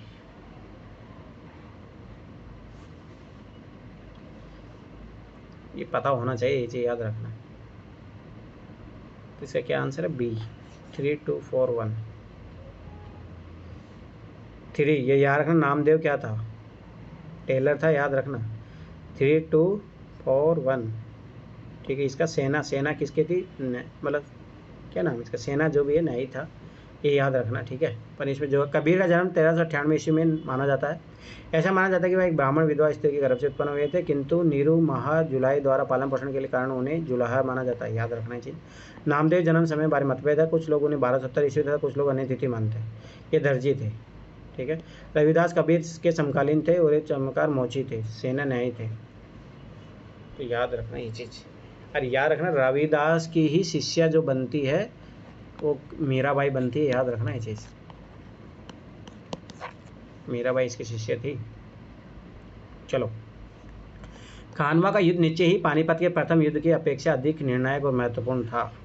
खानवा का युद्ध किसके किसके बीच में लड़ा गया? ठीक है, अभी इसमें दिया भी है आगे, चलो कोई नहीं। ठीक है, निर्णायक था। क्यों? राजपूत वीर सांगा निश्चय ही इब्राहिम लोदी की अपेक्षा अधिक दुर्जय शत्रु था, इसीलिए इंपॉर्टेंट हो ही जाएगा। दोनों का एक्सप्लेनेशन सही है। भारत में मुगल वंश की स्थापना बाबर द्वारा 1526 ईस्वी में पानीपत के प्रथम युद्ध में इब्राहिम लोदी को पराजित करने के बाद हो की गई। अब तो याद आया 2019 के क्वेश्चन। लेकिन तत्कालीन राजपूत राज्य अभी भी अविजित था। इस अविजित राज्य का एक शासक था राणा सांगा। इसने बाबर को भारत इस उद्देश्य से आमंत्रित किया था कि वह अन्य मुस्लिम आक्रमणकारियों की तरह इब्राहिम लोदी को हराकर वापस चला जाएगा, लेकिन ऐसा नहीं हुआ। 1527 ईस्वी में बाबर और राणा सांगा के मध्य खानवा का युद्ध होता है। याद रखना, जस्ट उसके एक साल बाद में, जिसमें राणा सांगा की सेना ने मुगल घुड़सवारों तोप खानों को, याद रखना ये भी यूपीएससी ने क्वेश्चन पूछा था, तोप किसने शुरू की थी? याद रखना बाबर ने। और उसने क्या पूछा था उस टाइम क्वेश्चन कि अंग्रेजों के शासनकाल में क्या शुरू हुआ? याद आया वो क्वेश्चन? कि आक्रमणों का साहस और शौर्य से मुकाबला किया जो इब्राहिम की सेना पानीपत के युद्ध में नहीं कर पाई थी। अंत में राणा सांगा से पराजित हुआ। इसके बाद वास्तव मुगल साम्राज्य का विस्तार हो गया था। इस बार सबाई की बात जब उसको मिलेगी टक्कर तो मुगल काल में निम्नलिखित बंदरगाहों में से किसे काबुल मक्का द्वार कहा जाता था? भाई भाई गुजरात ही तो होगा ना इधर का, और मक्का कहाँ? सऊदी अरब ये सब।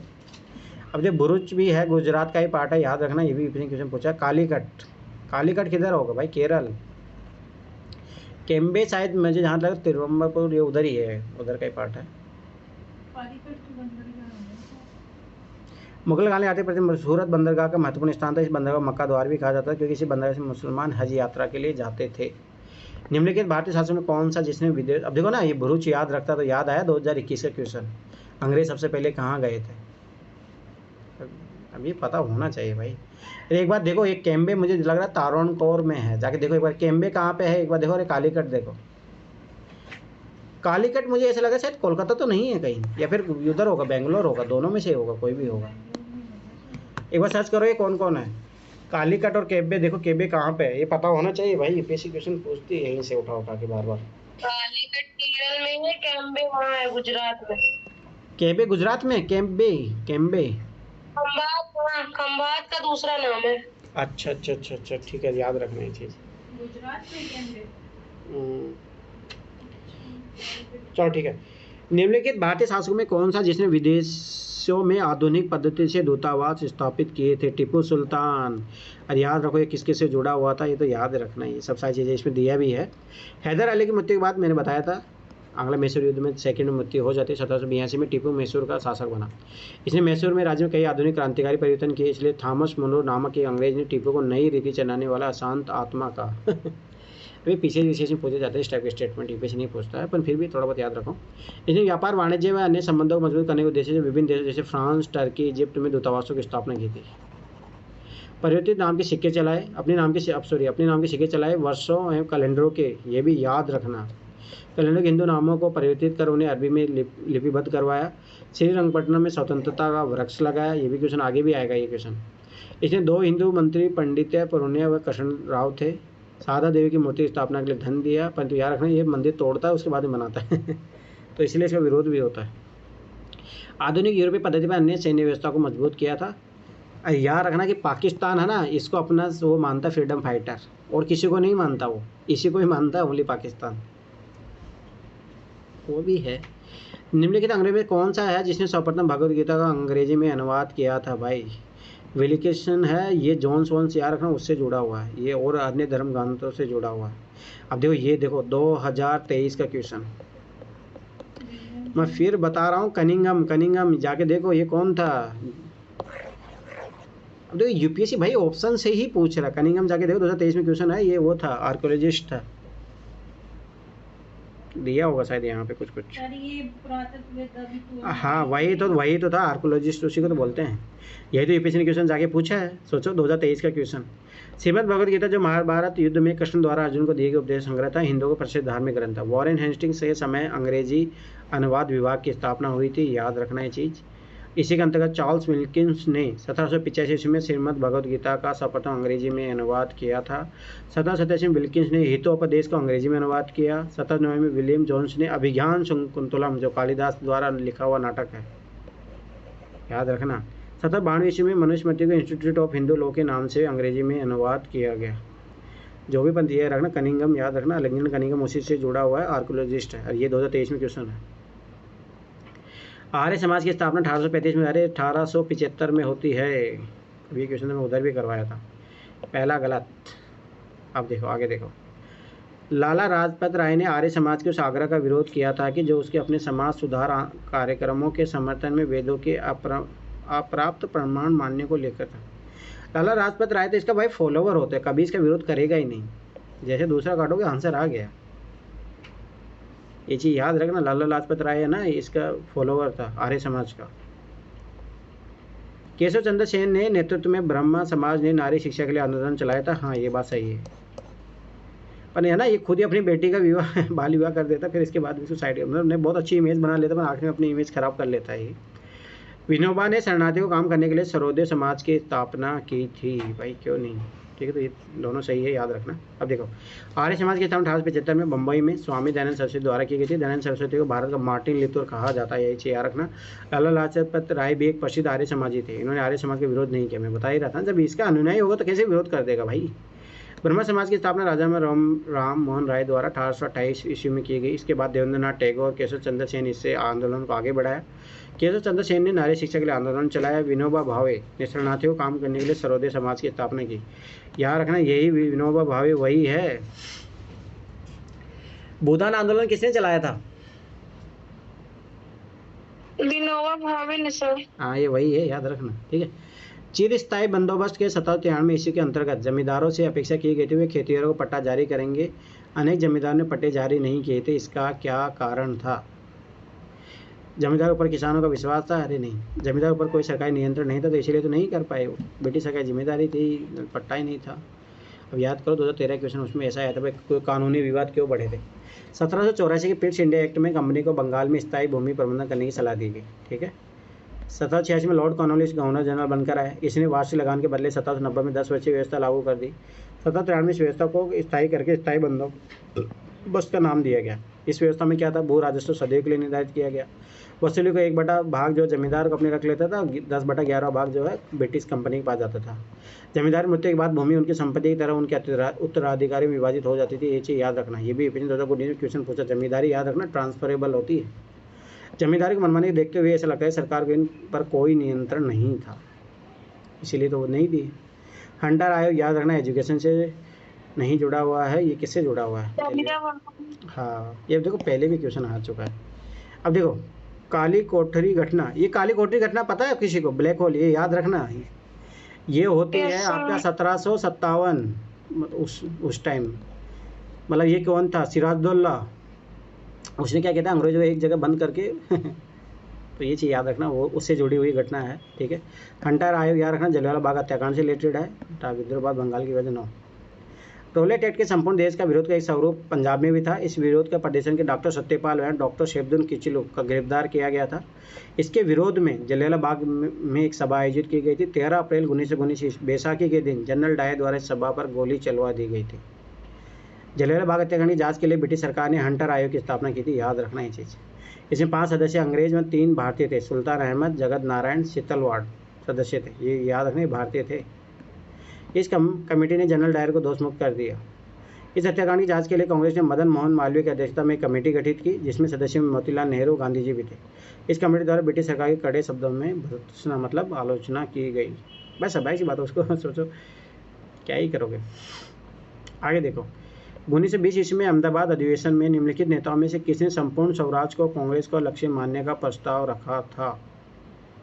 असत मोहनी थे। अब देखो जवाहरलाल नेहरू तो 1929 में रखता है। मोहनदास करमचंद गांधी तो इससे मतलब ही नहीं था उसका। अब ये चीज़ हमेशा याद रखा करो। जो भी है थोड़ा ये अलग क्वेश्चन है, ठीक है। 1905 के बंगाल विभाजन के बाद स्वदेशी आंदोलन शुरू हुआ। इसके बाद स्वराज्य की अवधारणा ने व्यापक रूप लेना शुरू किया, लेकिन पूर्ण स्वराज्य अभी कल्पना रूप में ही था। 1920 के अहमदाबाद कांग्रेस अधिवेशन में असत मोहनी ने पहली बार संपूर्ण स्वराज्य कांग्रेस के लक्ष्य बनाने का प्रस्ताव रखा, लेकिन यह प्रस्ताव असफल रहा। सोचो उस टाइम भारतीय ऐसा सोच भी नहीं पा रहे थे। 1919 के लाहौर अधिवेशन जिसकी अध्यक्षता पंडित जवाहरलाल नेहरू ने की, जाकर पूर्ण स्वराज्य का प्रस्ताव पास हुआ, तब हुआ था पास। चलो ये निम्नलिखित में किसने पश्चिम चटगांव शस्त्रागार धावे को आयोजित किया था? सूर्य सेन, बंगाल, याद रखना चटगांव शस्त्रागार।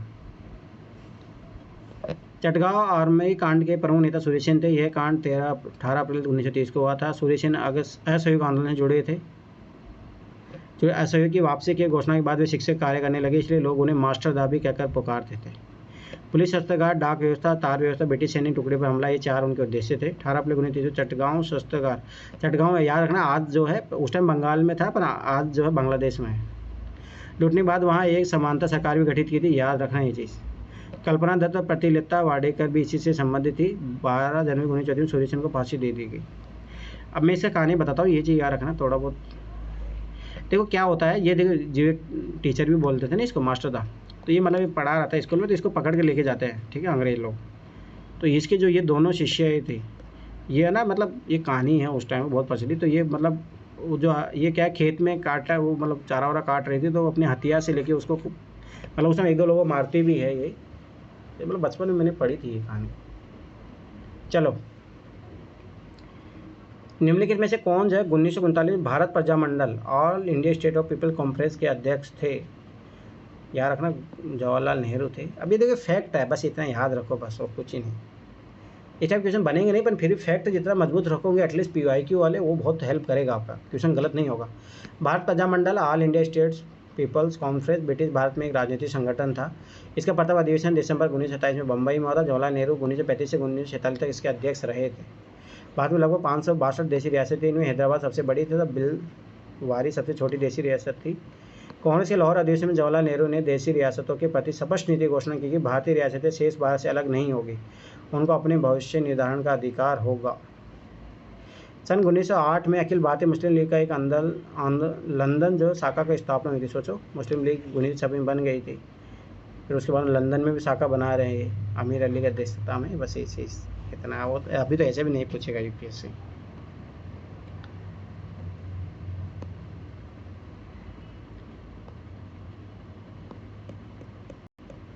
आज क्वेश्चन कम है, नहीं तो कल सोचो 40 क्वेश्चन थे एक ही पेपर में, इसलिए आज फटाफट हो रहा।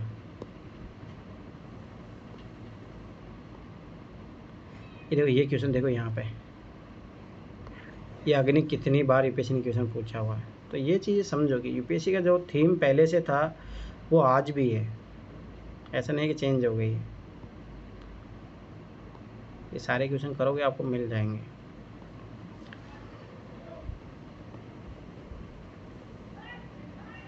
कौन कौन बचा हुआ है अभी? छोटी अनु नगीना सना सना संध्या, डटे रहो। ए तेरी तो ये क्या हो गया?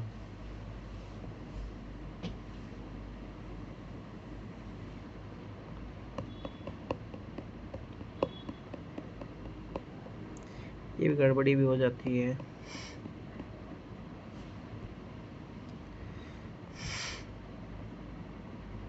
ये तो हो गया ना। 2000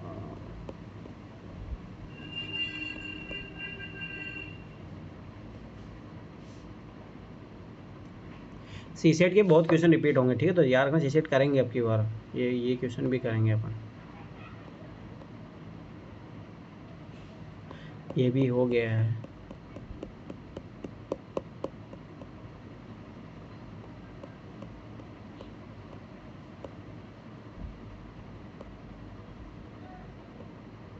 हम्म, 2002। अब देखो ध्यान से देखना, धोलावीरा यूपीएससी ने पूछा 2023 में। देखो लोथल आपके यार इंपॉर्टेंट है, याद रखना है। आपकी बार यूपीएससी लोथल से पूछेगा क्वेश्चन। अब देखो अपने को ये भी पता भी है लोथल के बारे में, तो अपन पढ़े भी थे। लोथल गोदी जो डॉकयार्ड है उसके लिए फेमस है, ये अपन पहले पीवाईक्यू में कर चुके हैं। याद रखना आपके लोथल चर्चा में है, यूनेस्को में से कुछ जोड़ा गया, जो भी है अपन चर्चा में है आपके करंट अफेयर में, तो ये बनेगा क्वेश्चन, ठीक है? कालीबंगा राजस्थान है, याद रखना। तो कालीबंगा राजस्थान से अपने को क्या मिलता है? ये मिलता है जुता हुआ खेत मिलता है वहाँ से अपने को, ठीक है? धोलावीरा देखो यूपीएससी ने क्वेश्चन पूछा भी, धोलावीरा याद रखना। हड़प्पा लिपि के बड़े आकार के 10 चित्र वाला एक शिलालेख भी है, और यहाँ पे याद रखना कि पानी के लिए जलाशय वो बनाया गया धोलावीरा, इसीलिए यूपीएससी ने क्वेश्चन पूछा भी था। बनावली याद रखना, हरियाणा में है। बनावली कहाँ? शायद हरियाणा में ही है। पक्की मिट्टी की बनी हुई हल्की प्रतिकृति। लोथल याद रखना गोदी बाड़ा के लिए फेमस है। कालीबंगा जुता हुआ खेत, धोलावीरा याद रखना उसके लिए भी फेमस है। 10 चित्र वाले शिलालेख मिलता है। बनावली पक्की मिट्टी की बनी हुई हल्की प्रतिकृति है। प्राचीन भारत के बौद्ध मठों में पर्वन नामक समारोह होता था, उनके शुचिता को प्रकट करने के लिए। किन्हीं ने नियम का फॉलो तो नहीं तोड़ा है किसी ने, ठीक है? एक मैं चतुर्मास बताता हूँ। चतुर्मास में क्या होता है, साधु लोग है ना एक स्थान पर ठहरते नहीं हैं, मतलब रुकते नहीं हैं, वो भ्रमण करते रहते। नहीं सॉरी चतुर्मास में क्या होता है, देखो चतुर्मास होता है ये बारिश के टाइम में। अब ऐसे तो मोस्टली जो सन्यासी लोग होते हैं, मैंने क्या बताया यार को याद आया वो क्वेश्चन परिवार जाप करें, तो उसमें क्या होता है कि सन्यासी लोग भ्रमण करते रहते हैं, परंतु ये 4 महीने जो उनको एक ही स्थान पर रुककर गुजारना पड़ता है। अब ये एक ही स्थान पर रुककर गुजारते हैं, तो उसमें क्या होता है, क्या इन्होंने नियमों को फॉलो किया है नहीं किया है, तो उसके लिए होता था ये। वर्षा ऋतु के दौरान मठों में प्रवास के समय भिक्षुओं द्वारा किए गए अपराधों की स्वीकृति का अवसर होता था, ये याद रखना ही चीज़, ठीक है? अनुशासन संघ की सभा में प्रस्ताव पाठ को तथा सभा की वेद कार्यवाही के लिए न्यूनतम कोरम संख्या, याद रखना वहाँ पे भी इस टाइप का सिस्टम था। सर्वाधिक पवित्र में महत्वपूर्ण त्यौहार वैशाख पूर्णिमा था, याद रखना बौद्धिज्म में जुड़ा हुआ है। बौद्ध ग्रंथ का अष्टम स्थान है लुम्बिनी, गया, सारनाथ, कुशीनगर, सारस्वती, शंकाशय, राजगृह तथा वैशाली, ये याद रखना बुद्ध के फेमस स्थल है। विशाख दत्त के प्राचीन भारतीय नाटक मुद्रा राक्षस की विषय वस्तु क्या है? चंद्रगुप्त मौर्य के समय में राज दरबार की धुर बीज संधियों के बारे, मतलब राज दरबार में उनके खिलाफ जो चलता था, बस षड्यंत्र चलता था, उनके बारे में है। क्या ही करोगे। मुद्रा राक्षस संस्कृत का प्रसिद्ध ऐतिहासिक नाटक है। 4वीं सदी के उत्तरार्ध में 5वीं सदी के पूर्वार्ध में विशाख दत्त द्वारा इसकी रचना की गई थी। इस ग्रंथ में चंद्रगुप्त मौर्य के वर्षल की संज्ञा दी गई है। इस ग्रंथ से नंद वंश के पतन तथा मौर्य साम्राज्य की स्थापना की जानकारी मिलती है, बस ये चीज़ याद रखना। निम्न में कौन सा कथन सही नहीं है, मतलब एक कथन गलत है। श्रवण बेलगोला स्थित गोमतेश्वर की प्रतिमा जैनियों के अंतिम तीर्थकार की, अरे नहीं, ये अंतिम की नहीं है।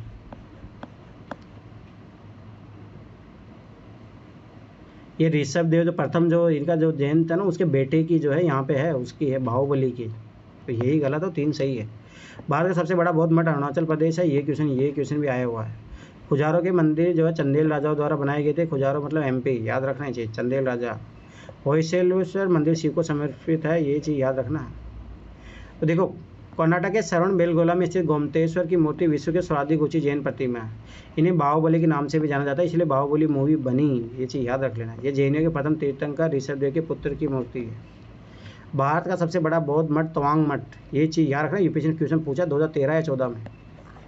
अरुणाचल प्रदेश में स्थित है। 5वें दलाई लामा नवांगंग लोबांशंग गेचू की इच्छा के अनुसार इसे 1680 कैसी मराक लामो ने छोड़ो, ये इतना याद, बस इतना याद रखो, नाम ही पढ़ने में नहीं आ रहा, याद क्या करोगे इसको। खुजारा में हिंदू और जैन धर्म के प्रमुख मंदिरों का समूह है, याद रखना ये चीज़।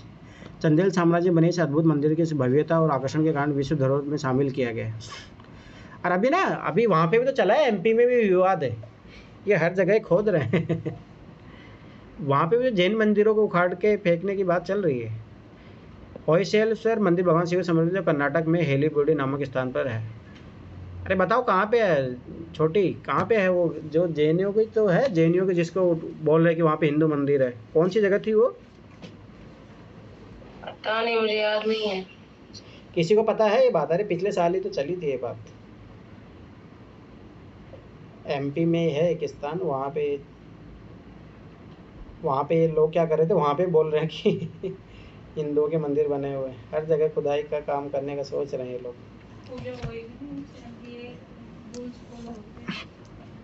चलो कोई नहीं, आगे देखो। मध्यकालीन भारतीय राजाओं के संदर्भ में निम्नलिखित में से कौन सा कथन सही है? अलाउद्दीन खिलजी ने पहले एक अलग आरिज विभाग स्थापित किया था। आरिज विभाग किया था या कौन सा किया था? आमिल टाइप से कुछ होता है। चलो ठीक है, ये गलत है। बलबन ने अपने ये सब गलत स्टेटमेंट है, डी इसका सही है। चाचा बेटा था जो भी है, छोड़ो, अभी फैक्चुअल स्टेटमेंट है, ऐसे यूपीएससी अपनी ये है सही। फिर उसे तुगलक ने गुलामों को एक अलग विभाग स्थापित किया था। और अभी अपन नाम भी पढ़े थे अपन, याद आया? बंदगान करके था, याद आया? बंदगान करके था, बंदी बनाना। चलो ठीक है। फिर तुगलक के दासों को बहुत शौक था, अतः उसने उनकी देखभाल के लिए पृथक विभाग और एक पृथक अधिकारी की नियुक्ति की। उसने राज्य में दासों की संख्या लगभग 1,80,000 थी। शिक्षा का पूरा ध्यान रखा जाता था। दीवान आरिज या आरिज मुमल्लिक विभाग को दीवान अर्ज कहा जाता था। इस विभाग की स्थापना बलबन ने की थी तथा अलाउद्दीन खिलजी के समय इसका महत्व बढ़ गया था। दिल्ली सल्तनत के शासक अलाउद्दीन खिलजी प्रथम शासक था जिसने घोड़ों को दागने की प्रथा आरंभ की तथा सैनिकों की सूची भी बनाई। मोहम्मद बिन तुगलक के बाद गयासुद्दीन तुगलक के छोटे भाई रजब का पुत्र फिरोज शाह तुगलक दिल्ली की गद्दी पर बैठा। अब ये देखो मिडिवल के है, जो भी क्या ही करोगे, अब ये रटने पड़ेंगे और कुछ ऑप्शन नहीं है इनके लिए। मोहम्मद बिन तुगलक दिल्ली छोड़ने के बाद 2 वर्षों तक सड़क द्वारा नियमित शिविर में रहा। अब ये देखो कौन याद रखे बस कहाँ रहा था वो। उस समय दिल्ली पर एक प्रकार के प्लेग से बर्बाद हो गई थी, बहुत से लोग मरे गए थे। हाँ, इसीलिए वो भागा होगा और वहाँ पे रहा होगा, तो सही है। क्या ही करोगे, अब ये चीज़ें तो काम की नहीं, पढ़ लो बस। मोहम्मद बिन तुगलक का समय उसकी असफल योजनाओं के साथ प्राकृतिक आपदाओं के लिए भी जाना जाता है। इसी क्रम में उसके राज्य में 12 वर्ष का अकाल पड़ा। इसी कारण देश के विभिन्न हिस्सों से लोग केंद्र की तरफ पलायन करने लगे। अचानक जनसंख्या दबाव बढ़ने एवं उसके अनुरूप सुविधाओं के अभाव के कारण महामारी फैल गई। इस समय सुल्तान ने स्वर्गद्वारी नामक अस्थायी शिविर में निवास किया। यह शिविर गंगा नदी के किनारे बिलग्राम के पास अवस्थित है। सुल्तान ने काफ़ी राहत के उपाय किए और करों को माफ़ कर दिया। अन्य योजनाओं की तरह इस समस्या का समाधान भी पूर्णतः सफल नहीं रहा। तो मतलब नहीं है क्वेश्चन। इतिहासकार बर्नी ने दिल्ली के सुल्तानों के अधीन भारत के शासन का वास्तव में इस्लामी नहीं माना, क्योंकि सुल्तान ने मुस्लिम कानून के साथ साथ अपने स्वयं के नियम भी बना दिए थे। ये बात सही है। देखो ना, मतलब मैं बताता हूँ, मुस्लिम शासक मतलब पहले ये होता था, जो खलीफा था ना उसी को सर्वसर्व मानते थे और उसी के अकॉर्डिंग जो है पहले अगर आप दिल्ली सल्तनत पढ़ोगे ना तो दिल्ली सल्तनत में यही होता है कि वो अपने आप को शासक नहीं मानते थे। वो ये मानते थे कि भाई जो अपने खलीफा है उसके हम बिहाफ में रिप्रेजेंट कर रहे हैं। अब बाद में क्या हुआ है, अपने आप को बादशाह मानने लगे। इसलिए देखो ना, बाद में अपने आप को उपाधियाँ देने लग गए ये लोग और अपने अनुसार कानून भी बनाने लग गए। ये बात सही है एकदम। जियाउद्दीन बर्नी मोहम्मद तुगलक व फिरोज शाह तुगलक का समकालीन था। इसने तारीख फिरोज शाही तथा फतवाए जहांदारी की रचना की। बर्नी ने भारत के शासन को वास्तव में इस्लामी नहीं माना, क्योंकि सुल्तान ने मुस्लिम कानून के साथ साथ अपने समय के नियम बना दिए थे। ठीक है, यही वो बात है। भारत के इतिहास में सूफीवाद, देखो कितनी बार ये क्वेश्चन पूछा है। शेख अहमद सरहिंदी इब्राहिम लोदी का समकालीन था। समकालीन वर्ड देखो उस टाइम भी गलत होता था, आज भी गलत होता है। जैसे काटो 2 ऑप्शन गए, दूसरा सही हो गया। नसरुद्दीन चिराग दहलवी शेख निजामुद्दीन औलिया शेख का शिष्य था। ठीक है, अब देखो ये सही है। दूसरा अब देखो औरंगजेब शेख सलीमी चिश्ती का समकालीन था। देखो समकालीन वर्ड उस टाइम भी गलत हो रहे थे। D answer. भारत में सूफियों की कादिर पद्धति सबसे पहले सीख नियमतुल्लाह और मोहम्मद जिलानी द्वारा लागू की गई थी। अब देख रहे हो उस टाइम भी ये गलत हो रहे थे क्वेश्चन, मतलब समकालीन ट्रिक ऐसे नहीं बनी है वो। शेख अहमद फारूक सरहिंदी नक्शबंदिया संप्रदाय 1563 ईस्वी में सरहिंद में जन्म, अकबर जहांगीर के समकालीन थे। भारत में चिश्तिया शाखा के संस्थापक ख्वाजा मोइनुद्दीन चिश्ती थे। ख्वाजा मोइनुद्दीन चिश्ती, इल्तुमिश, ख्वाजा कुतुबुद्दीन बख्तियार काकी, इल्तुमिश, बाबा फरीद बलबन, निजामुद्दीन औलिया, ये सब वो रहे हैं। दिल्ली के 7 सुल्तानों ने शासन देखा था। निजामुद्दीन औलिया ने शेख चिराग, दहलवी, अमीर खुसरो तथा गैसुद्दौराज ख्वाजा निजामुद्दीन औलिया के शिष्य थे। शेख सलीम चिश्ती अकबर के समकालीन थे। क्या ही करोगे। निम्नलिखित में से किसी एक भक्त ने संत ने अपने संदेश के प्रचार के लिए सबसे पहले हिंदी का प्रयोग किया था? रामानंद, कबीर अभी नहीं। तुलसीदास तो अपना कौन सी भाषा बोलते थे भाई? तुलसीदास विरजी अग्नि उधर चलती थी। रामानंद का जन्म 1299 ईस्वी में प्रयाग में एक कान्यूपूज परिवार में हुआ था। इसके दक्षिण के भक्ति आंदोलन और उत्तर के भक्ति आंदोलन मध्य कड़ी का काम किया था। याद रखना ही चाहिए। जाति प्रथा के बंधनों को तोड़कर एकता पर बल दिया था इन्होंने। पद्मावती एवं सुरश्री नामक स्त्रियों को अपना शिष्य बनाया। राम भक्ति पर विशेष बल दिया। रामानंद प्रथम वैष्णव संत थे जिन्होंने हिंदी भाषा के माध्यम से अपने विचारों को जनता तक पहुँचाया। शाहजहाँ के भलक अभियान का उद्देश्य क्या था? काबुल की सीमा से सटे भलक बंदकशा एक मित्र शासक की। अब देखो ये सब ट्रिक लग रही है। ये देखो भलक पढ़ो भलक, और सोचो कहीं पे भी नहीं है और सारी चीज़ें। तो उद्देश्य था, इस टाइम लाइन डैश करके देता तो ये आने की प्रोबेबिलिटी रहती है। मतलब ट्रिक वैसे नहीं है कि भाई वो शाहजहाँ के समय भलक का शासक नज़र मोहम्मद था। उसने जहांगीर के समय से ही उस क्षेत्र में अव्यवस्था फैला रखी थी। शाहजहाँ के भलक अभियान का उद्देश्य मध्य एशिया तथा पश्चिम एशिया के बीच संतुलन व्यवस्था बनाए रखना था ताकि भारत के लिए खतरा न बने। शाहजहाँ के अभियान सफल तो रहा लेकिन उसमें स्थायित्व नहीं था।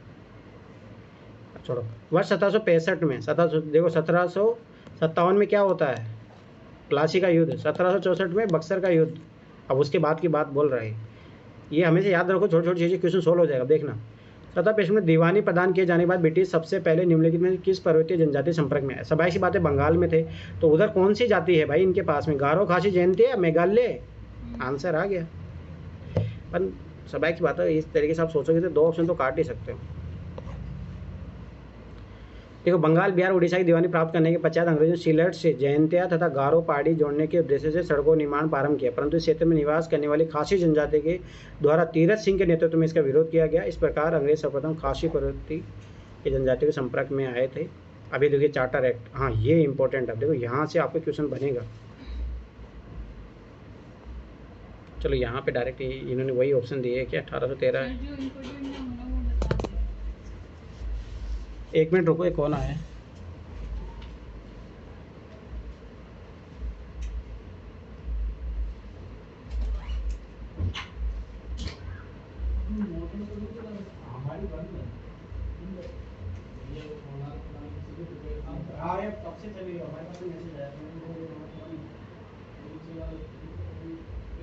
वही चला के छोटी है। अगर आप फर्स्ट फ्लोर वाले आते हैं तो इनसे बोल दो। एक मिनट की बात ही सबसे मैं पूछ रहा हूँ। अच्छा आप पूछ लिए ग्राउंड फ्लोर से? हाँ ग्राउंड फ्लोर वाला फर्स्ट फ्लोर के लिए और थर्ड फ्लोर वाला पूछा है? पूछ लिया तो अभी जाके मुझे पूछ रहा हूँ वो तुम्हें पूछ लूँगा। फर्स्ट फ्लोर वाला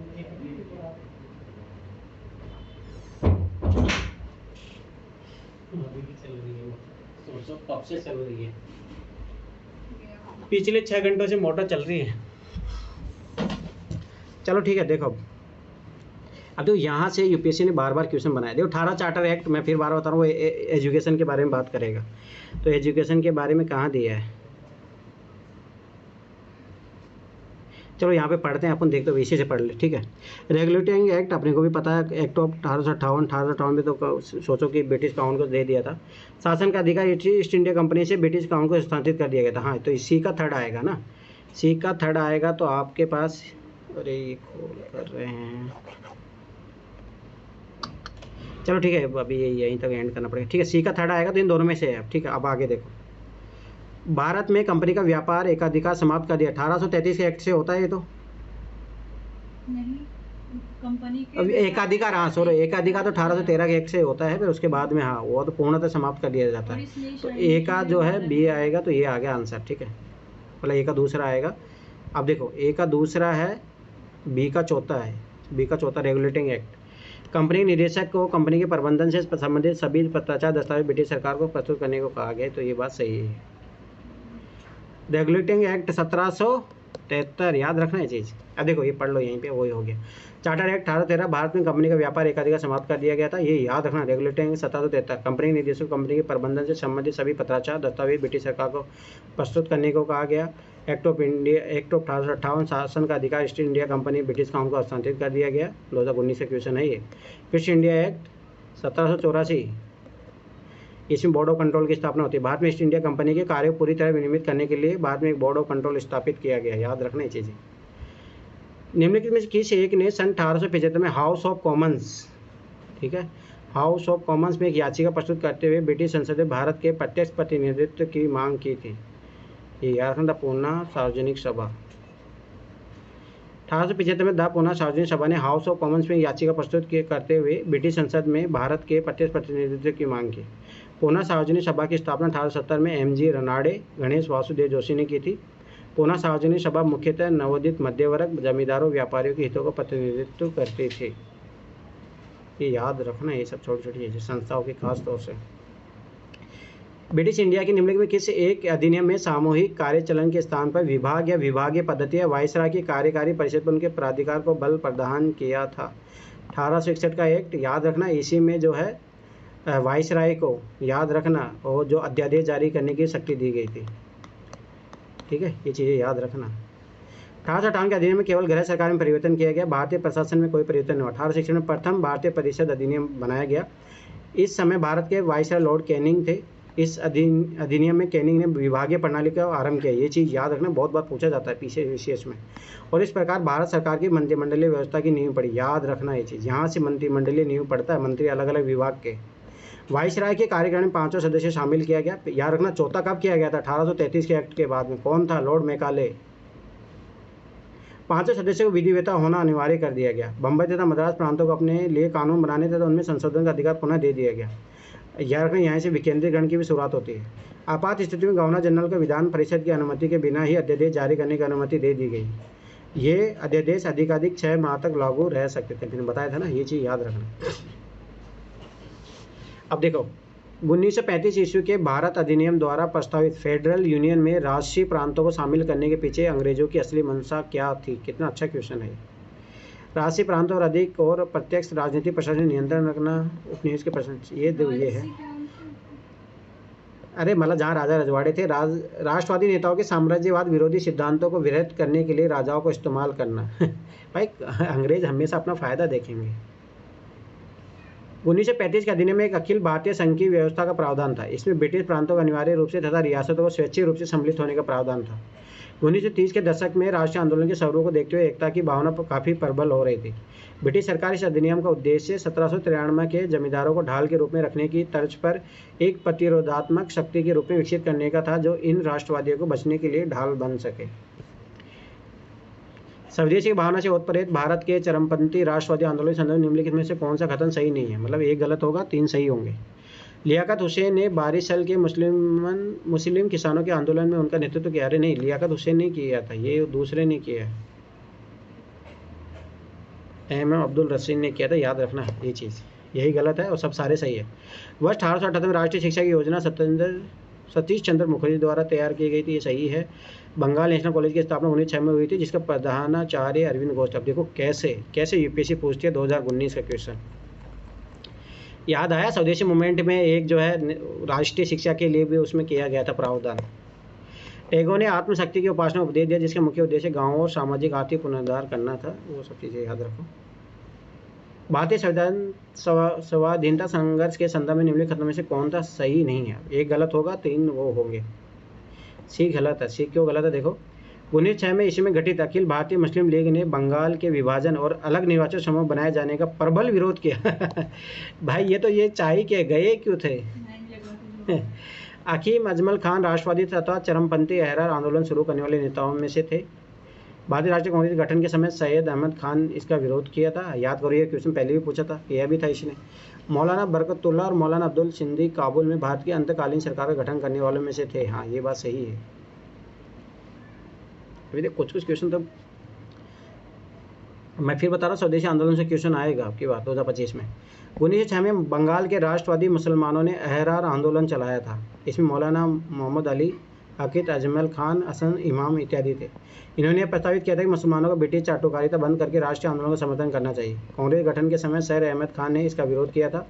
30 दिसंबर 1906 को ढाका में नवाब सलीमुल्लाह ने मुस्लिम लीग का गठन किया। यह अंग्रेजी फुट डालो राज करो की नीति का प्रत्यक्ष परिणाम था। मुस्लिम लीग ने बंगाल विभाजन का विरोध नहीं किया। इसने मुसलमानों के लिए अलग निर्वाचन प्रणाली की मांग की थी, जिसे 1909 में ईस्वी में माले मिंटो सुधार में मान लिया गया था। अभी देखो, ये तो पता होना चाहिए आपको। लिन लिथिगो, देखो कम्युनियन अवार्ड किससे जुड़ा हुआ है? अरे ये तो पता होना चाहिए। देखो मैंने बताया था लिन लिथिगो का अगस्त प्रस्ताव आता है, तो बी का 3 आता है। बी का 3 आएगा तो ये गया आपसे काम से, ठीक है। देद शासन के चैम्सफोर्ड रिफॉर्म से आता है भाई, डी का 4, ठीक है, गया काम से। अभी बता डलहौजी की हड़प नीति, खत्म बात। सी का 1 तो यहाँ पे भी है, तो ये सारे ऑप्शन मिल रहे हैं। अरे ये तो दोनों सेम ही दे दिए है, तो आंसर कोई भी मान लो। मैकाडोनाल्ड क्या है? सांप्रदायिक पंचायत, खत्म बात। ए का 2, तो मतलब ये तो दोनों वही है। तो याद रखना, ये लॉ नीति अगस्त प्रस्ताव, डलहौजी हड़प नीति, लॉ चैम्सफोर्ड देद शासन। भारतीय स्वतंत्रता संघर्ष के दौरान रेड शर्ट्स के नाम से जाने जाने वाले खुदाई खिदमत, याद रखना इसको खान गब्दुल खान करके है, इसको वो भी बोला जाता है, गांधी भी बोला जाता है। तो ये क्या बोला है कि किस क्षेत्र का पठान क्षेत्रीय राष्ट्रवादी एकता और उपनिवेशवाद के विरुद्ध संघर्ष का था। याद रखना ये खान गब्दुल खान है, ये रहा। सीमांत गांधी भी बोलते हैं इसको। 12 मार्च 1930 को गांधी जी ने दांडी मार्च साबरमती आश्रम में शुरू किया। दांडी गुजरात के नवसारी जिले में अवस्थित है। इसके अंदर 6 अप्रैल 1930 को दांडी में अवैध रूप से नमक बनाकर नमक कानून तोड़ा। इसके बाद संपूर्ण देश में एक व्यापक आंदोलन शुरू हुआ। इसी के अंतर्गत पश्चिमोत्तर प्रांत में आंदोलन का नेतृत्व खान गब्दुल गफ्फार खां, याद रखना ये चीज़ इसको। इनके आंदोलन को लाल कुर्ती आंदोलन भी कहा जाता है, याद रखना। सीमांत गांधी के नाम से प्रसिद्ध इस व्यक्ति का संगठन का नाम खुदाई खिदमतकार था, ईश्वर के सेवक था। लाल कुर्ती दल ने गफ्फार खां को फ़क़-ए-अफ़ग़ान की उपाधि भी दी। कौमी आज़ादी के लिए उन्होंने कांग्रेस तथा गांधी का नेतृत्व स्वीकार किया। गफ्फार खान ने 1946-47 ईस्वी में पख्तूनिस्तान की मांग को लेकर सक्रिय आंदोलन किया था। भारत के विभाजन टालने का अंतिम अवसर समाप्त हो गया था कैबिनेट मिशन को अस्वीकार करने के साथ। ये बात तो याद रखना, क्योंकि ये जो है एक्सेप्ट करता है कि यूनाइट होना चाहिए। क्रिस मिशन याद रखना मार्च 1942 में आता है। CR फॉर्मूला याद रखना 10 जुलाई 1944। वेवल प्लान 14 जून 1945 को आता है, ये याद होना चाहिए। कैबिनेट मिशन मार्च 1946। टाइम पीरियड बहुत इंपॉर्टेंट है ये, और ये बहुत ज़्यादा नज़दीक है, इसलिए भी याद रखना।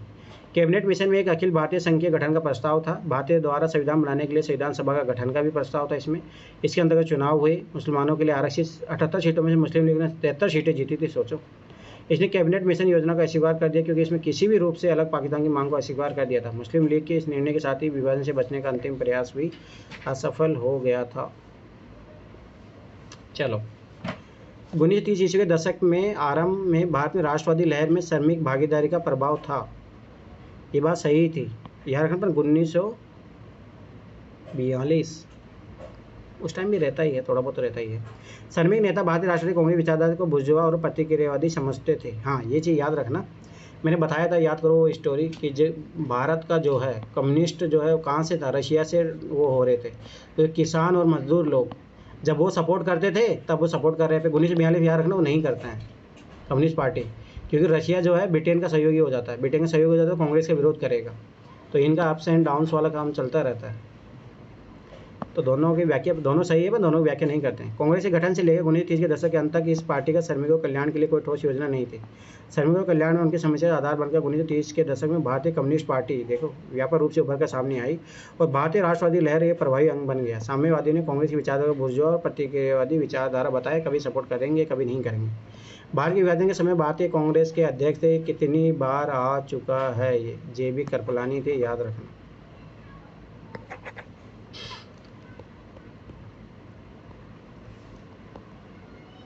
कितना टाइम हो गया? 10:30।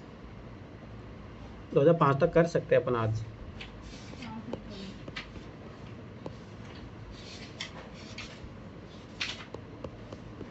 कि 2002 हो गया ना? 3 4 5 फिर कल कंप्लीट हो जाएगा ये।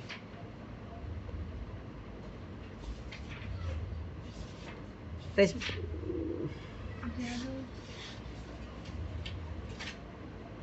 2003 5 कितने 8 साल के बचे हैं ना। चलो ठीक है रहने तो, अभी मेरे पास कॉल भी आ रहा है।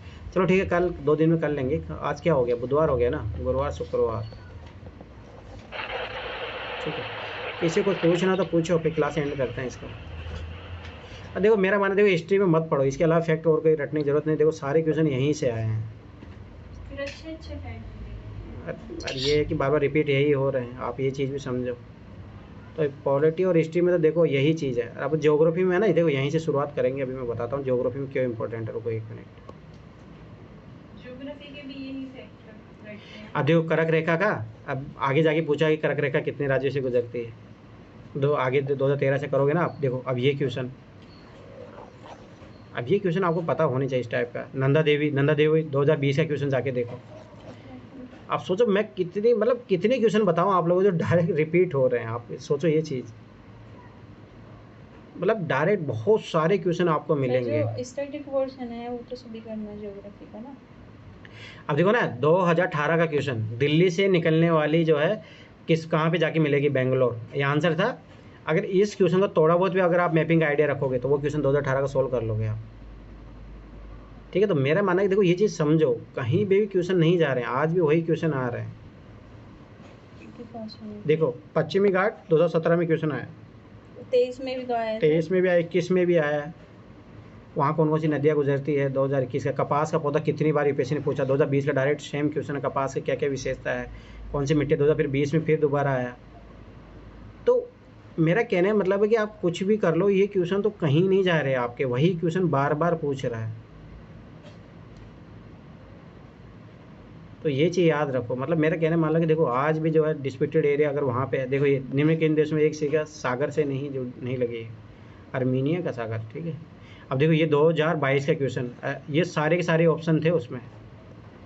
अगर इस पर थोड़ा जाके मैप में जाके देख लोगे तो क्वेश्चन सोल्व कर लोगे। 2022 में जो क्वेश्चन आया था, मैपिंग भी कहीं नहीं जा रहा है। स्थल रूप देखो ऐसा ही सेम क्वेश्चन उधर आगे भी जाके पूछा है। लैंड लॉक कंट्री कौन सा है, विक्टोरिया जलप्रपात, ये लो 2024 का क्वेश्चन। तो मेरा कहने का मतलब है कि आपको क्वेश्चन सारे भाई यहीं से मिल रहे हैं। चाहे कोई सा भी क्वेश्चन आपके देख लो, चाहे हिस्ट्री आपने पॉलिटी मैंने बताया, देखो सारे क्वेश्चन रिपीट है। हिस्ट्री भी आपको बता ही दिया हूँ, ज्योग्राफी भी आपको सारे मिलेंगे इधर से। कि यहीं से देखो अब ये क्वेश्चन अपन नहीं करेंगे अब। ठीक है, ये कोई क्वेश्चन करने की जरूरत नहीं है।